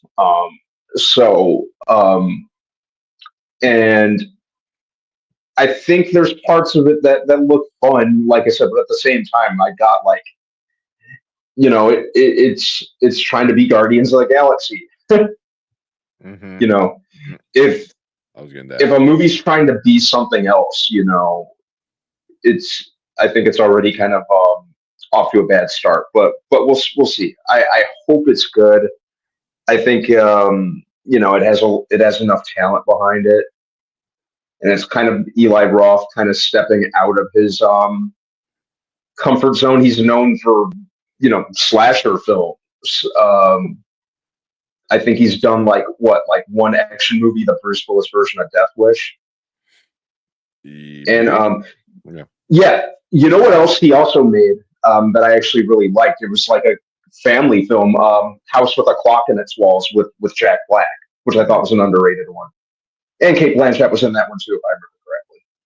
Was she? So I think so. I remember. I only seen that once, and I didn't hate it. Yeah, I thought it was pretty solid. I thought it was, but I'm pulling for it just because I like Eli Roth. Yeah. Mm-hmm. It looks fun, but I wonder if you're going to upset a lot of the game fans, because it is a really beloved game series. I feel like you already have. Yeah. Just the ball rolling alone, I think. Yeah, is going to upset a lot of people. Yeah. I also I saw Mad Moxie in there, and I'm like, okay, wait, I didn't get a good enough glimpse of who it was. I had to look it up. It's saying it's Gina Gershon, which I'm like, oh, okay, like she's a little bit on the older side, but like a little bit, okay, yeah. So I was like, you're this, and I know if anybody hasn't played the game, Mad Moxie is like cosplayer chicks cosplayed her all the time. She's like the perfect Jessica Negri cosplay kind of thing. Is like, oh, here's a very attractive video game character. Cool. Like I'm gonna be her. And then you get Gina Gershon, who's not bad looking, but she's also 61 years old. So 61 years old, yeah. Playing this like iconic, like sexy character in the game. So I was like, I don't know. I would have to go back and double check if that was her or not. But I just saw Mad Moxie for a second, and I was like, oh, that's Gina Gershon and Mad Moxie. That's it. Exactly. Yeah. Yeah. I mean, you literally type in Mad Moxie and you see Jessica Negri, you see like any famous she's probably gonna pop up the most, but you can see any famous like cosplay chick, is gonna be her. Yeah. So I was just like, oh, okay. Like we're getting that. And then of course I'm a big fan of Bobby Lee, so I'm glad he's in the movie, but I don't know. I don't know. I'm gonna give it the benefit of the doubt. I'm gonna watch it for sure, but I don't know how it's gonna work out. Yeah, it feels too goofy. I don't know. It's me too. It's me. Yeah. Like the Piss Lake or wherever the hell they drove through. It was kind of like Piss Wash. Yeah, Piss Wash. I don't get what's. I don't know. But like this, it's kind of funny. He grabs him by the balls and throws him in there. But her by far she's the best. I think it like she looks like it, sounds like it, acts like Tiny Tina. So she's a good look. That's a good. Like all like there's some. It looks. Oh, there it is. Oh, I think that is her. Yeah, that's her. So that's Mad Moxie. Mad Moxie. So yeah. Even if you don't know any cosplayers, I'm sure people seen that. So yeah, that's her though. Yeah, we'll see. I'll watch it. Give it a chance. Yeah. All right. Let's see what you guys in chat are saying. Give me a second. Where we left off. Mama Bear said minimal explosions. I like her. Yeah, Tiny Tina's pretty cool in the game. Kenny said it's given great value. Guardians of the Galaxy just based on tone. Yeah, not saying it will be bad, but between the use of music and overall feel, yeah, Guardians. I'll check it out though. Never playing the games. Yeah, never played the games. Play them. Yeah, they're fun games. They're fun. They were one of the original shoot and loot kind of games. Yeah, have been done a bazillion times, so you get a little bored. But be forewarned, Kenny. If you ever do play it, you're going to spend a lot of time deciding which guns to go with and which ones not to. Yeah. Too long. Yeah. Wait. Yeah. But that's all those games. That's the thing. Brandon said, "Isn't it a video game?" It is. It is a video game. Very popular video game. There's 3 of them. He's a Kate Blanchett, sexy, so I'm in. How old is Kate Blanchett? She got to be in her 50s, right? Yeah, Kate she's Blanchett, like mid 50s. 52? Yeah. 50, I think like 53, 54. Brandon, did you see Jamie showing some cleavage? Hey, she's known for that. 54. Yeah. Kate Blanchett's 54. Okay. Mhm. So I missed that part of the trailer, the Jamie Lee Curtis cleavage. Jamie Lee Curtis has always been doing that. I mean, come on, man. Jamie Lee Curtis came in with cleavage. She ain't going to a movie with not having that. Yeah. Come on. that famous clip of her doing the gym workout dance. And I think Travolta, in whatever John Travolta movie that was. Yeah. Yeah. I mean, talking about her in True Lies, man. True Lies. Yeah. Let's go. I think we already talked about that one. I haven't played the game, but immediately I have a weakness for Kevin Hart. I don't know. He's Kevin Hart, I like him. Yeah. I like Kevin Hart. Just Roland, him. It's not working for me. Yeah. In this case. Yeah. I really do like Kevin Hart, but yeah. He's got and he seems and he seems very much in Kevin Hart mode here. Which I don't know. Roland, wasn't Roland kind of like more of a silent, like kind of dead serious type character, no nonsense? Yeah. Didn't talk a lot. Yeah. Yep. Yeah. They're doing the opposite of Deadpool. From the Wolverine Origins movie. Yeah, in some cases, like if it ain't broke, don't fix it. Yeah. That Death Wish was dope. He's talking about that he did. Bruce Willis. Yeah. Got you. And at this point, upsetting fans is normal for any movie. You're not wrong. You're not wrong. Not wrong at all. Yeah. Then what was that? Kazaa the Fox. Brandon. What's up, Kevin? I'm assuming you know each other. It's an inside joke between the two of us. All right. Definitely Gina. That sounds like Helldivers 2. I spent a lot of time deciding on weapons. Yeah. You mean Starship Troopers, the video game? Starship Troopers.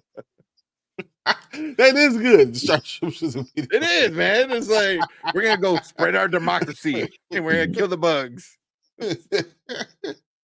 Oh man. I think Starship Troopers is actually getting a big jump in watches and stuff like that, and a lot more people are talking about because of that game. It's been a lot. I mean, come on. Who hasn't seen Starship Troopers? Come Definitely Starship Troopers. Yeah. And obviously, if you got cleavage, show it. Some of us can't help it. Amen. That's why I love it so much. Cleavage was a video game. I'm joking. Yes. I was talking about. Yeah, right. Yes. Yeah. I want to play the game. I heard it's really good, but yeah, but it is. I'm watching it and I'm watching people talk about it. I'm like, that's Starship Troopers, man. I'm sorry to tell you. The propaganda and everything. Yeah. Yep. Brandon said, at this point, I think Mama Bear has a thing for short black guys. It's not Kevin and Brandon. What is this? She got type power balls. Here. Do it. Oh fuck. I need to organize my soundboard. I think I have a Kevin Hart like soundboard. A little bit.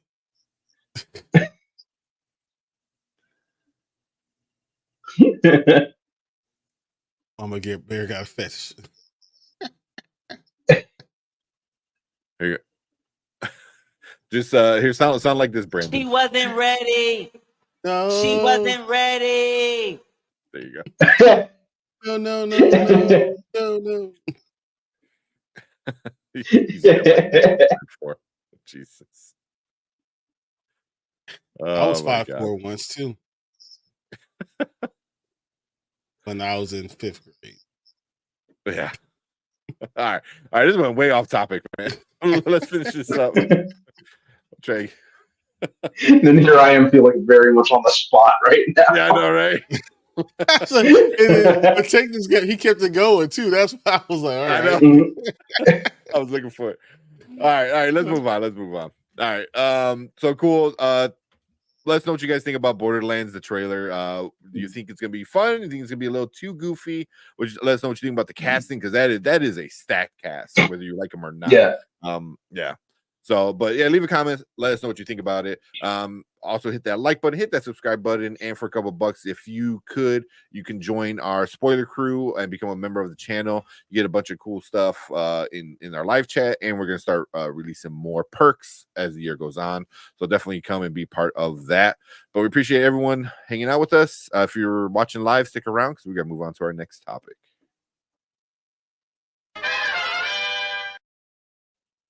Cool. Bring up the other trailer. Not my fault this time. Well, not entirely my fault. Not all. So that's Kevin and Jack's 50%. third film together. So the two Jumanjis. Jumanjis, yeah. Yeah. Although this one's a little different because he's probably not on set. Probably just in a booth somewhere. Yeah, he might be on set. It could be doing motion capture. Jack Black's just that type of person. Yeah. But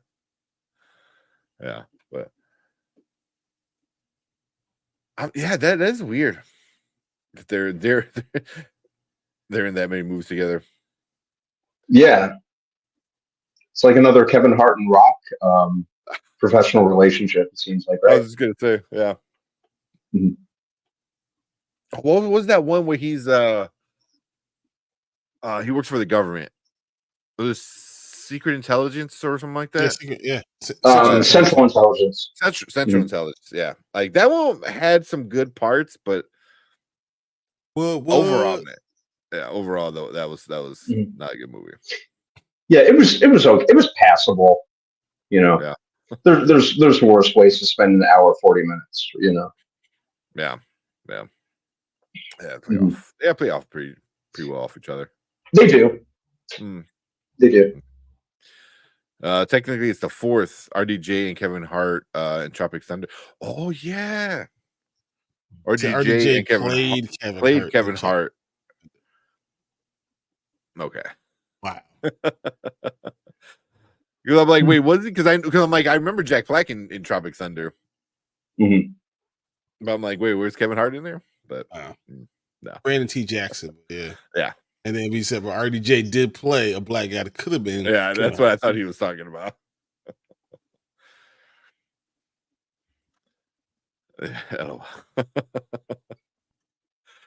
Yeah. All right, let's watch this last trailer and we'll probably call it a night. Okay. With the boy kills world. Another Skarsgård with no shirt on. I had someone that asked us to watch Animal. Oh yeah. Oh, I couldn't find which one he was talking about. It has to be the action crime one. It's on Netflix, isn't it?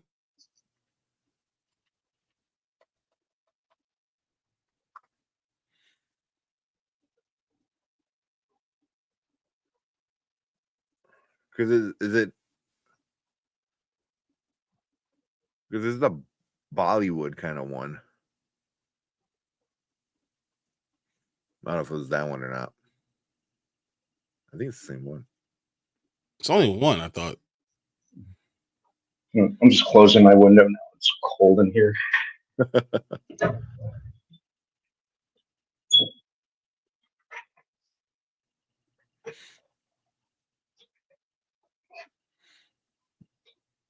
Is this the one?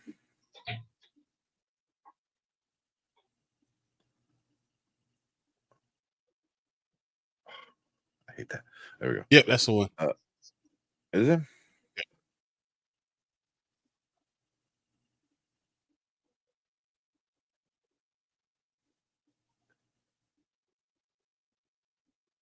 Oh, jeez.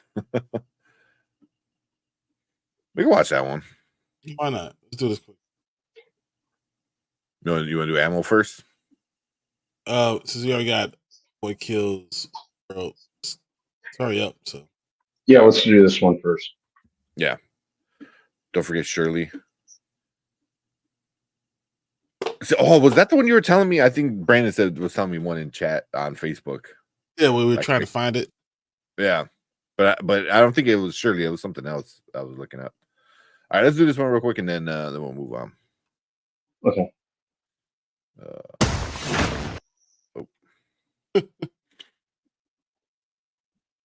right. There we go.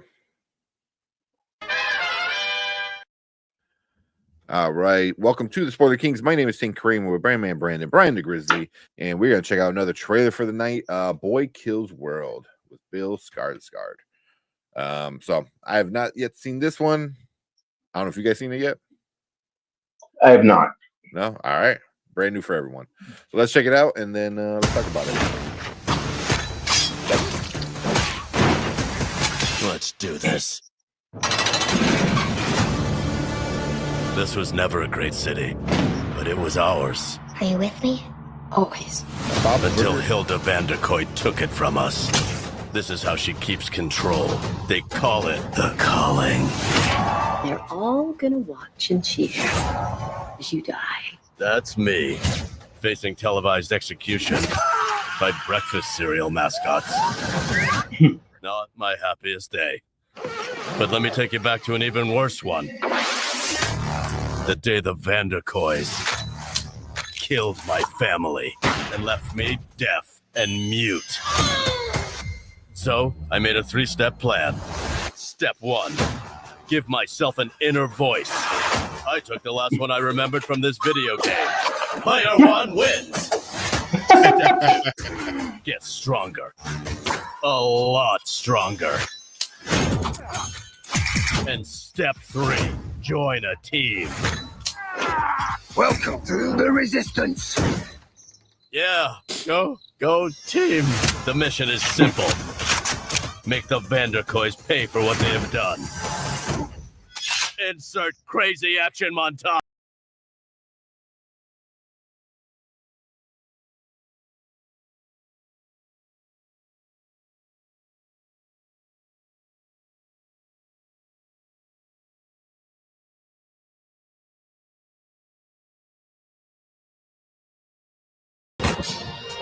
You know how hard it is to get a serial company to sponsor mass murder? Wow. You ring the bell.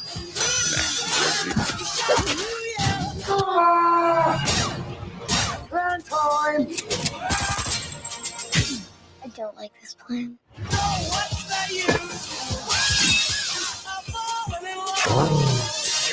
You have reached your final destination. Oh my God, no! I have information. I'm gonna help you. Stop! Nobody wasn't going to help us. Definitely sounded like he was gonna help us. All right. I like that. Same. What do you guys think? I was like, what the hell am I watching? Yeah, that looks insane in all the right ways. I got kind of a crank / hardcore Harry or hardcore Henry feel from it. Yeah, same. Mhm. Same. What about you, Yeah. Brian? Yeah. I think this looks nuts.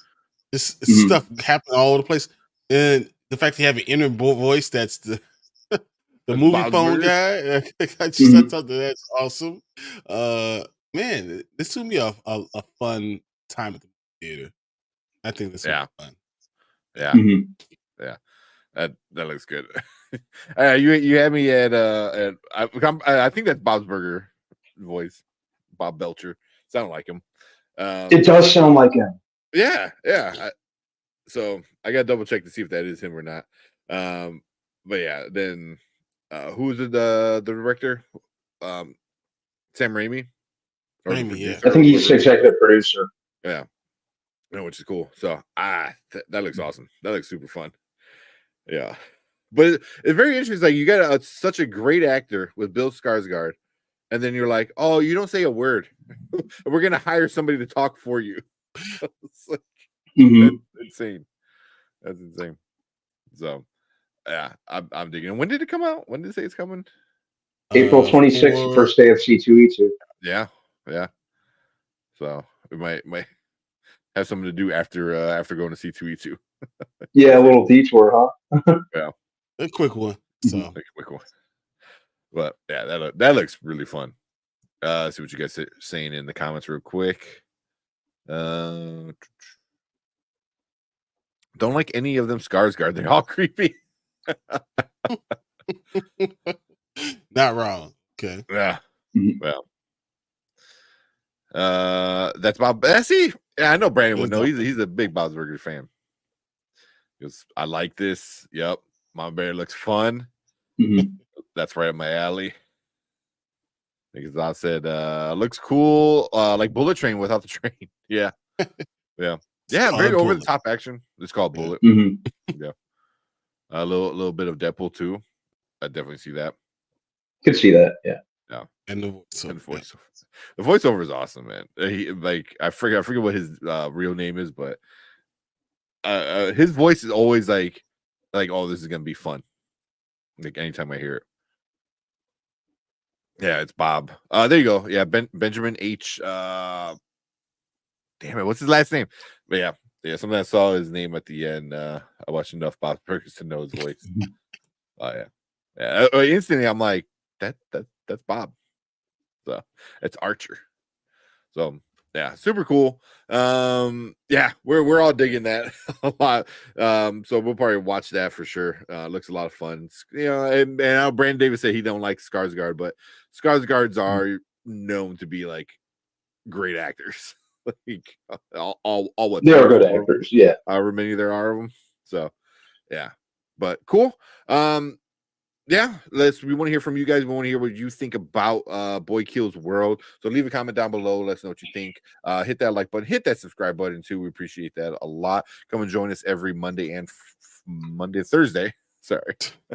And you'll be part of the show as well. But if you're watching live, stick around because we gotta move on to our next topic.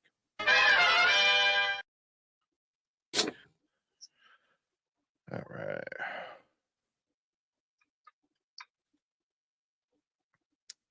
Freaking cat. I did not expect that at the end. He just drops Yeah. it on his head. Oh, Shirley. Was that the Regina King one? Oh man. Yeah. That's the one. Okay. That's the one. Yeah, because you typed something else in Facebook and I was like, what? But yeah. I was like, yeah, I haven't heard of that one. Yeah, it's a Netflix one. I got time for one more. Choose one. Let's go. Well, yeah, let's watch Shirley because Brandon recommended it and he's a member. So, but anytime I know from watching other people and stuff, anytime they like do those like Bollywood kind of films and stuff like that, you get crazy views, man. Mhm. Like That's what they say. it doesn't even make any sense. Well, it makes sense, but yeah. But we're gonna take care of Brand Davis. All right, let's watch this one. I'm assuming this is the one you're talking about, right, Brandon? Yeah, I put it because that's her last name. Yep, that's her. Yep. The actress, she was a congresswoman too. Cool. All right, let's do this one, and then we'll call it a night.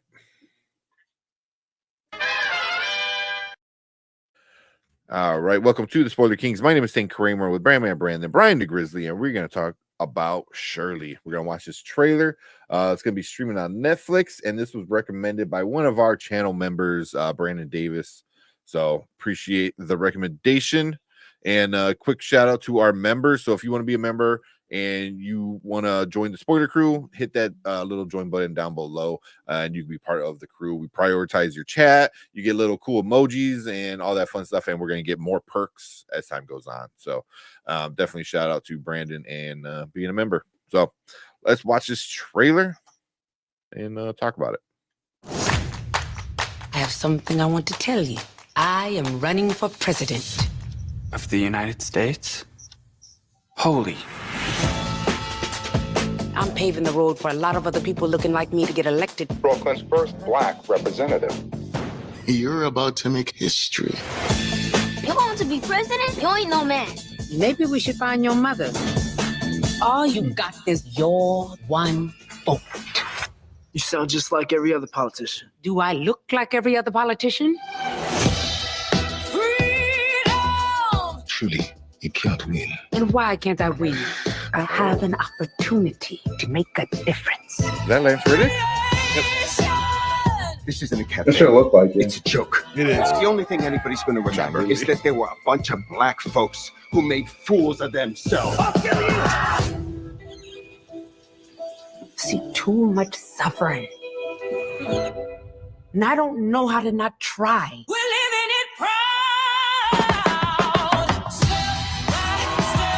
I don't think I'm special.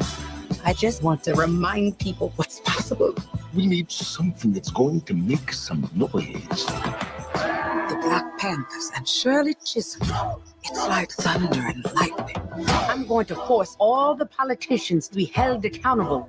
You're gonna do all that. School teacher from Brooklyn. Harriet was just a slave. Rosa was just a domestic. What is it you do for a living again?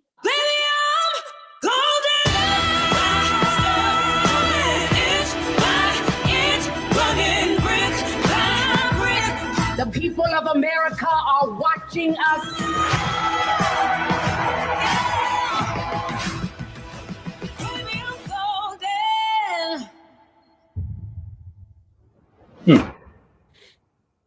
All right.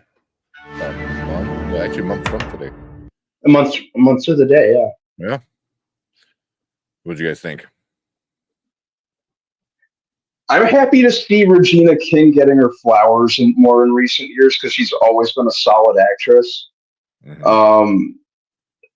So yeah, looks no different here. Same energy. So I'm definitely gonna watch it. Wish it came out during Black History Month. Yeah, right. It seems like a missed opportunity. Mm-hmm. Regina King is so good. I mean, it's a director, it's a writer, voices, actress, everything. I love Regina King. And she's fine. I can do all that stuff and be fine. That don't make no sense. But you look like she did a pretty good job to Shirley. I'm interested in seeing, because I thought Shirley Jackson's a horror art author. So like that's an idea. Did she really? I don't even know if she did do this. Well, it's not Shirley Jackson. It's Shirley Chisholm. Yeah. Chisholm. Oh, Chisholm. Chisholm. So yeah. Oh, yeah. Yeah, Chisholm. This is a great thing. Why wouldn't you have this during Black History Month? Oh man, that makes no sense. Shirley Chisholm is huge. Oh my God. I mean, and then of course, John Ridley being the writer of this, this is going to be a huge thing, and he does a great job with this. I mean, and then seeing Lance Riddick was hard. Yeah, that was just hard. I'm assuming this is the same John Ridley that did Black Panther comic book. I think it's the same guy, which would be awesome. No, because he's the worst. He made the worst Black Panther run like ever. Like, yeah, it's bad. Which one was it? The last one. The last one. He should not be named. Yeah. As far as okay. But John really he's done Barbershop. He did Undercover Brother. He did Three Kings. He did also did 12 Years a Slave, which I really don't like. I thought it was whatever. But yeah, he's done a lot of things that people do like. Just Mhm. not. I'm not a huge John Ridley fan, so Yeah, I mean, I think he won an Oscar, or did he? probably He won. I think he won an for Oscar. director. For 12 Years a Slave. I think so. I think he was executive director for that one. So like he was a writer, or no? I think he was a writer. It might have been like a producer or something like that. But yeah, I know he wrote 12 Years a Slave, so he might have got for best like screenplay or writing, adaptive screenplay or whatever that is. I mean, but yeah, but in movies he's very different than he is in comic books. I would say that much. Yeah, but yeah. Netflix really missed the opportunity. I was like, it should be coming out today, February 22nd instead of March 22nd. I don't get it. Yep, that'll be perfect. It's been perfect. Yeah. And like, what's that all about? I don't know. That is a really good question, because I was like, I don't know. Maybe you couldn't finish it. You just didn't finish it in enough time to get the marketing done in enough time. So yeah, could be. Shirley Chisholm. Oh my. Yeah. Yeah. Oh, I put that because our last name. Activist. R.I.P. Lance. Yeah, that's why I was like, oh, because I thought the last thing we were going to see him in was Percy Jackson. So seeing him in this is good. I like him. He's a worker. Yeah, and especially being next to Regina King, who is insane. Kenny said one of the most talented humans in Hollywood. Her voice too was like, it's so hard. Like I saw her, I saw Shirley, and I didn't see Regina. Like it was like she's pretty good, like really really amazing. Like with changing her voice, like there she looks a little more like Regina, but like her voice, like I mean, you expect that from Regina King, right? Yeah, like goes full in. But what else we got? I'm so glad people are putting respect on Shirley Chisholm, because you don't hear anything about her and her fight. Yeah, and that's kind of an issue.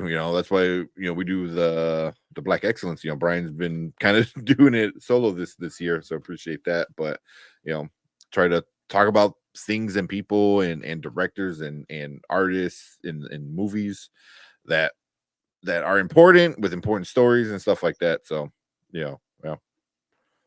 so this seems like it might be one in a year coming up soon. To honorable mention, I mean, Shirley Chisholm. I mean, just being the first, she was the first Black congresswoman. So gotta represent her. Gotta talk about it. So that's awesome. It's awesome that we have the chance to talk about it. Yeah. I was just watching Regina King's scene with Jamie Foxx and Ray for my Bob Marley review. Yeah, she was incredible in everything. She is. Yeah. I remember learning about her in elementary school. That's cool that school taught you that, man. Because a lot of times people learn history through movies like this and stuff, and then they go do their own research and we'll get better views in March though. I mean it might. I guess it's not. I mean, but, I don't know. I feel like you get good views in February because it's Black History Month. But I love the fact that you're doing it all year round and having this type of greatness, this excellence in March. I can see even Regina King or John really trying to fight for that, saying we don't want this just to be about February. We want this to be about history, and Shirley is history. So that's why you go ahead and push it into March. Do great things in April. Do great things in May, because you want it to be talked about all year round, not just when they choose to focus on it. Yeah, that's a good point. She's incredible in that Watchmen series as well. I love that series. Loved it. I mean, it was rough, but yeah, it was a good show. Loved her in The Harder They Fall. Man, you guys are just listing off like her just awesome resume. 227. Yeah. Man, Go on that porch. Let's go. Okay, let's Virginia Well, Project. she's the voice of Huey and Riley Freeman too. Yep. So she didn't start as two of both of them. She didn't start as both of them, but she changed to Riley eventually. Damn.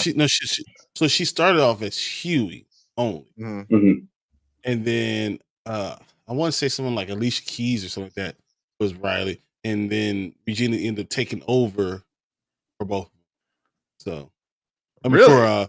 for both people. Both of them. Huh. That's interesting. I did not know that. Or maybe she did Riley, and then she ended up taking over for Huey afterwards. It's one of them, one of the others. Either way, I didn't know she was either. So that's super cool. Yeah. John really must specialize in black folk stuff. Yeah. She died in 2005. Oh, Shirley Chisholm. Yeah. So if there's one thing Lance Reddick did, it's work. We might see project with him for the next 2 years, probably. Yeah, I'll be honest. I never thought Brenda from 227 would make it past the Boys in the Hood and Poetic Justice. I'm glad she overcame Hood stuff. And Friday. And Why Did I Get Married? Friday. And like Friday, Boys in the Hood are a bit part in that. Yeah. Regina King has been doing amazing stuff for years. She was never out of the spotlight. Like if you look at her what she's done, like it's just every year she did something. Every year she's been all over the place. So she did direct One Night in Miami. Yep. Yeah, that was a really good movie. That was a really good movie. That she was in Higher Learning. She was in Poetic Justice. She was in If Bill Street Could Talk. If you remember the mother in If Bill Street Could Talk. Come on. So I've seen Friday 1,000 times. She was in Friday. Was she? Yes, she was. She was Craig's sister. She's Craig's sister. What the hell are you talking about? Getting her hair done? No, that's Nia Long is in there, and she's getting her hair done by Nia Long. What are you talking about? Maybe you should go out see it 1,001 times. Guy goes, see over. He goes, "Yep, there you go." Yeah, she was Craig's sister. Yep. Yeah. And then we'll finish. Kevin backs me up. Yeah. All right, and we'll finish off with Mama Vega. She said black people should be celebrated all year long, not just in the shortest month of the year. Yep. Yeah. So I agree. Yep. So yeah, this is definitely something I think we're gonna probably watch and talk about it. It looks good, and Regina King is, like I said, amazing. So important story and stuff like that, and it's on Netflix. So there should be no reason why you shouldn't watch it because everyone has a Netflix account. Exactly.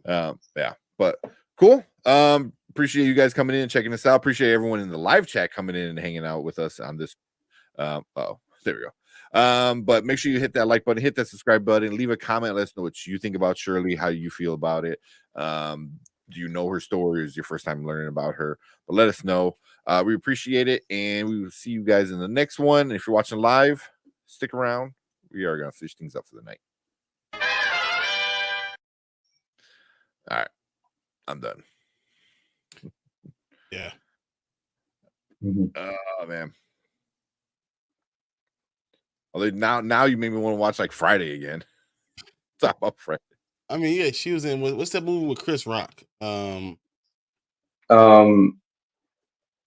he comes back to Earth as a white guy. Down to Earth. Down to Earth, yeah. Down to Earth. Yeah, that's it. I mean, she's been in so many things. Like literally, if you want to talk about what she's been in, we'll be talking forever. Or wrote, when she's written, or what, and she's putting money behind her own projects. Just she's amazing. Gina King's amazing. Yep. I hope because her character in The Harder They Fall survived, right? At the end, they show her standing on I think she did survive. Yeah. Yeah. So they got to do a sequel to that. That was a great movie. Shortest month of the year and top of the year, so get it over with. Yeah. All right. Some places can't even go outside to celebrate it. Yeah. Because I had Down to Earth on repeat on VHS. Dude, Down to Earth was good. I don't care. Was it? I don't think I ever seen that one. It's good. The part where he's singing DMX. Yeah, and gets What? like beat up in the coffee shop, or gets Yeah. punched out in the coffee shop. He was like, hey, dog. He said it one more time, laid out. It was so hilarious. Oh. That's funny. Think about it, she Regina was King. in A Thin Line Between Love and Hate. She was an Enemy of the State. She was in Jerry She was in Maguire. Yeah. How Stella got her groove back. You said Jerry Maguire? Yeah. Yeah. Rod Tidwell's, Cuba Gooding Jr.'s wife. The wife? Yeah, wife, yeah. Yeah. Yeah. Damn. Yeah. Damn, she's been in a lot of She's things. been like at least, I think at least 50, 55, 60 movies. Yeah. Probably more. And she was in Big Bang. She's been in a lot of TV shows. Oh, I didn't know who's she in Big Bang. She's the HR, the head HR for the school. For Cal that's Tech. funny. That's funny. Miss Davis. Yeah, I remember. Yeah. Down to Earth is a remake. Warren Beatty originally, I believe. Yeah, Heaven Can Wait. It's a remake of that. Yeah, she had a nice career. No, she's had an amazing career. Still is. Yeah. Southland Big Bang 227. She's like been in 1,000 other things. But tell you about her, if Bill Street could talk was so good. Yeah. I mean, we could talk about forever, all the stuff she's done. So. Yeah, but I wouldn't mind if you want we could do a review on it, and then we could do like a Black Excellence, or we could just do like one together kind of thing. I'm good with that. Yeah, I'd be good for it. Yeah, we could do one every month, like March one. Yeah. I know. She that was something. Scrooged. She wasn't Scrooged. Who was she?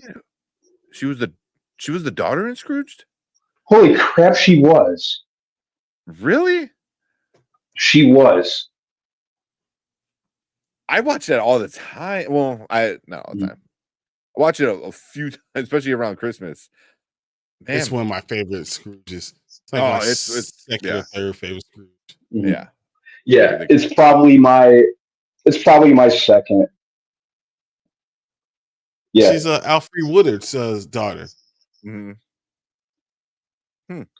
How little was she there? I mean, she's 54, so what? No.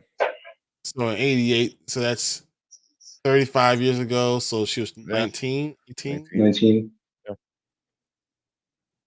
Damn. We could do a special night just honoring her career alone. Seriously?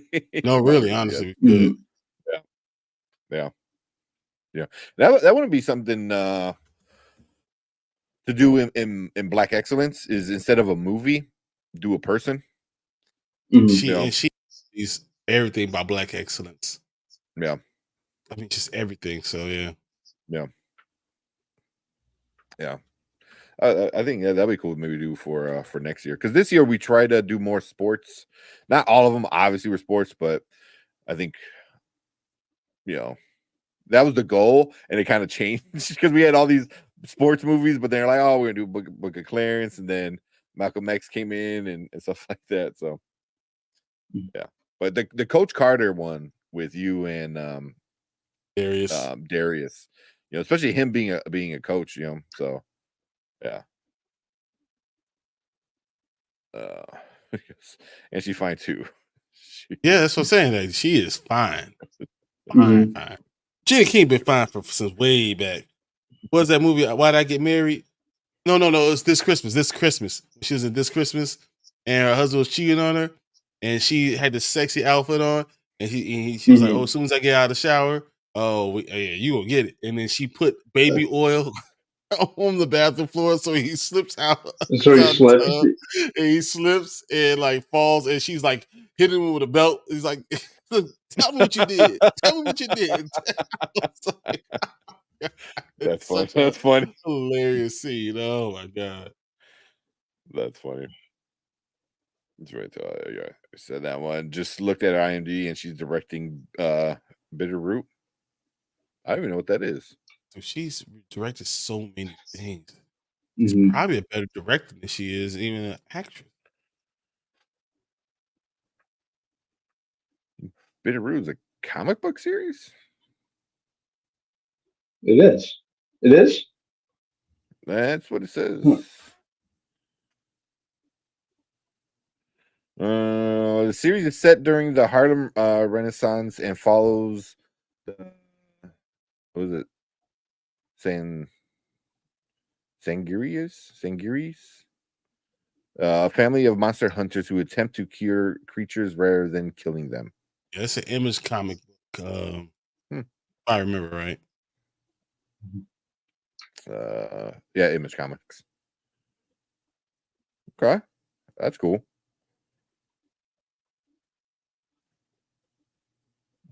I like that. She's just awesome. Yes. Mhm. She was in that lingerie. Yep. And it's funny because she had lingerie. She put those jeans back on. She was ready for him getting out of the tub. And she was like, "Oh, you want to talk about it? Come step out of the tub. Let's talk about it." And he steps out of the tub on the ground. It's comic book. Yep. Okay. Stanford Green, yeah, he's doing all the art. Yeah. It's beautiful art. Beautiful. Check that one out. All right, but cool. Let's get out of here, man. I gotta go to bed. I know you guys gotta go to bed too. Yeah, I'm gonna go to bed too. Yeah, it's got super late for Kenny. He's still in chat. But cool. Yeah, we appreciate everyone hanging out with us, all our members, Kenny, Brandon Davis, of course. Yeah, Anzo. Anzo was in here. Danny for the super Danny chat. was in here too. Danny for the super chat. Cleves.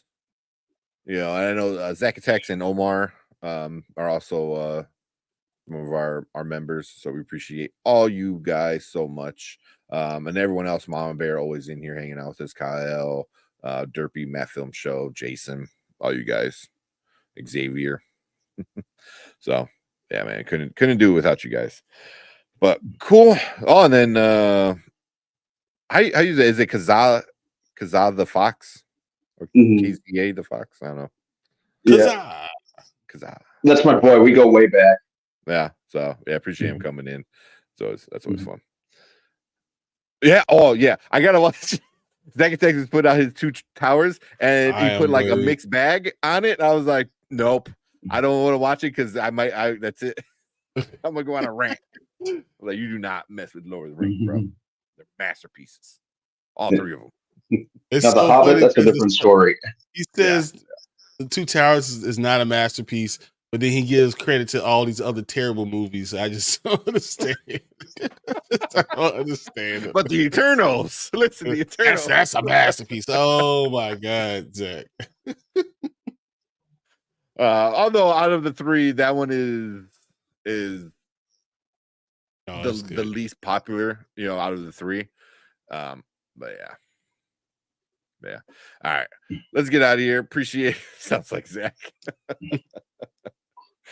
All right, let's get out of here. Appreciate you guys. Have a good night. We will see you guys on Monday. Yep. Yeah. See you guys Monday. All right. Later.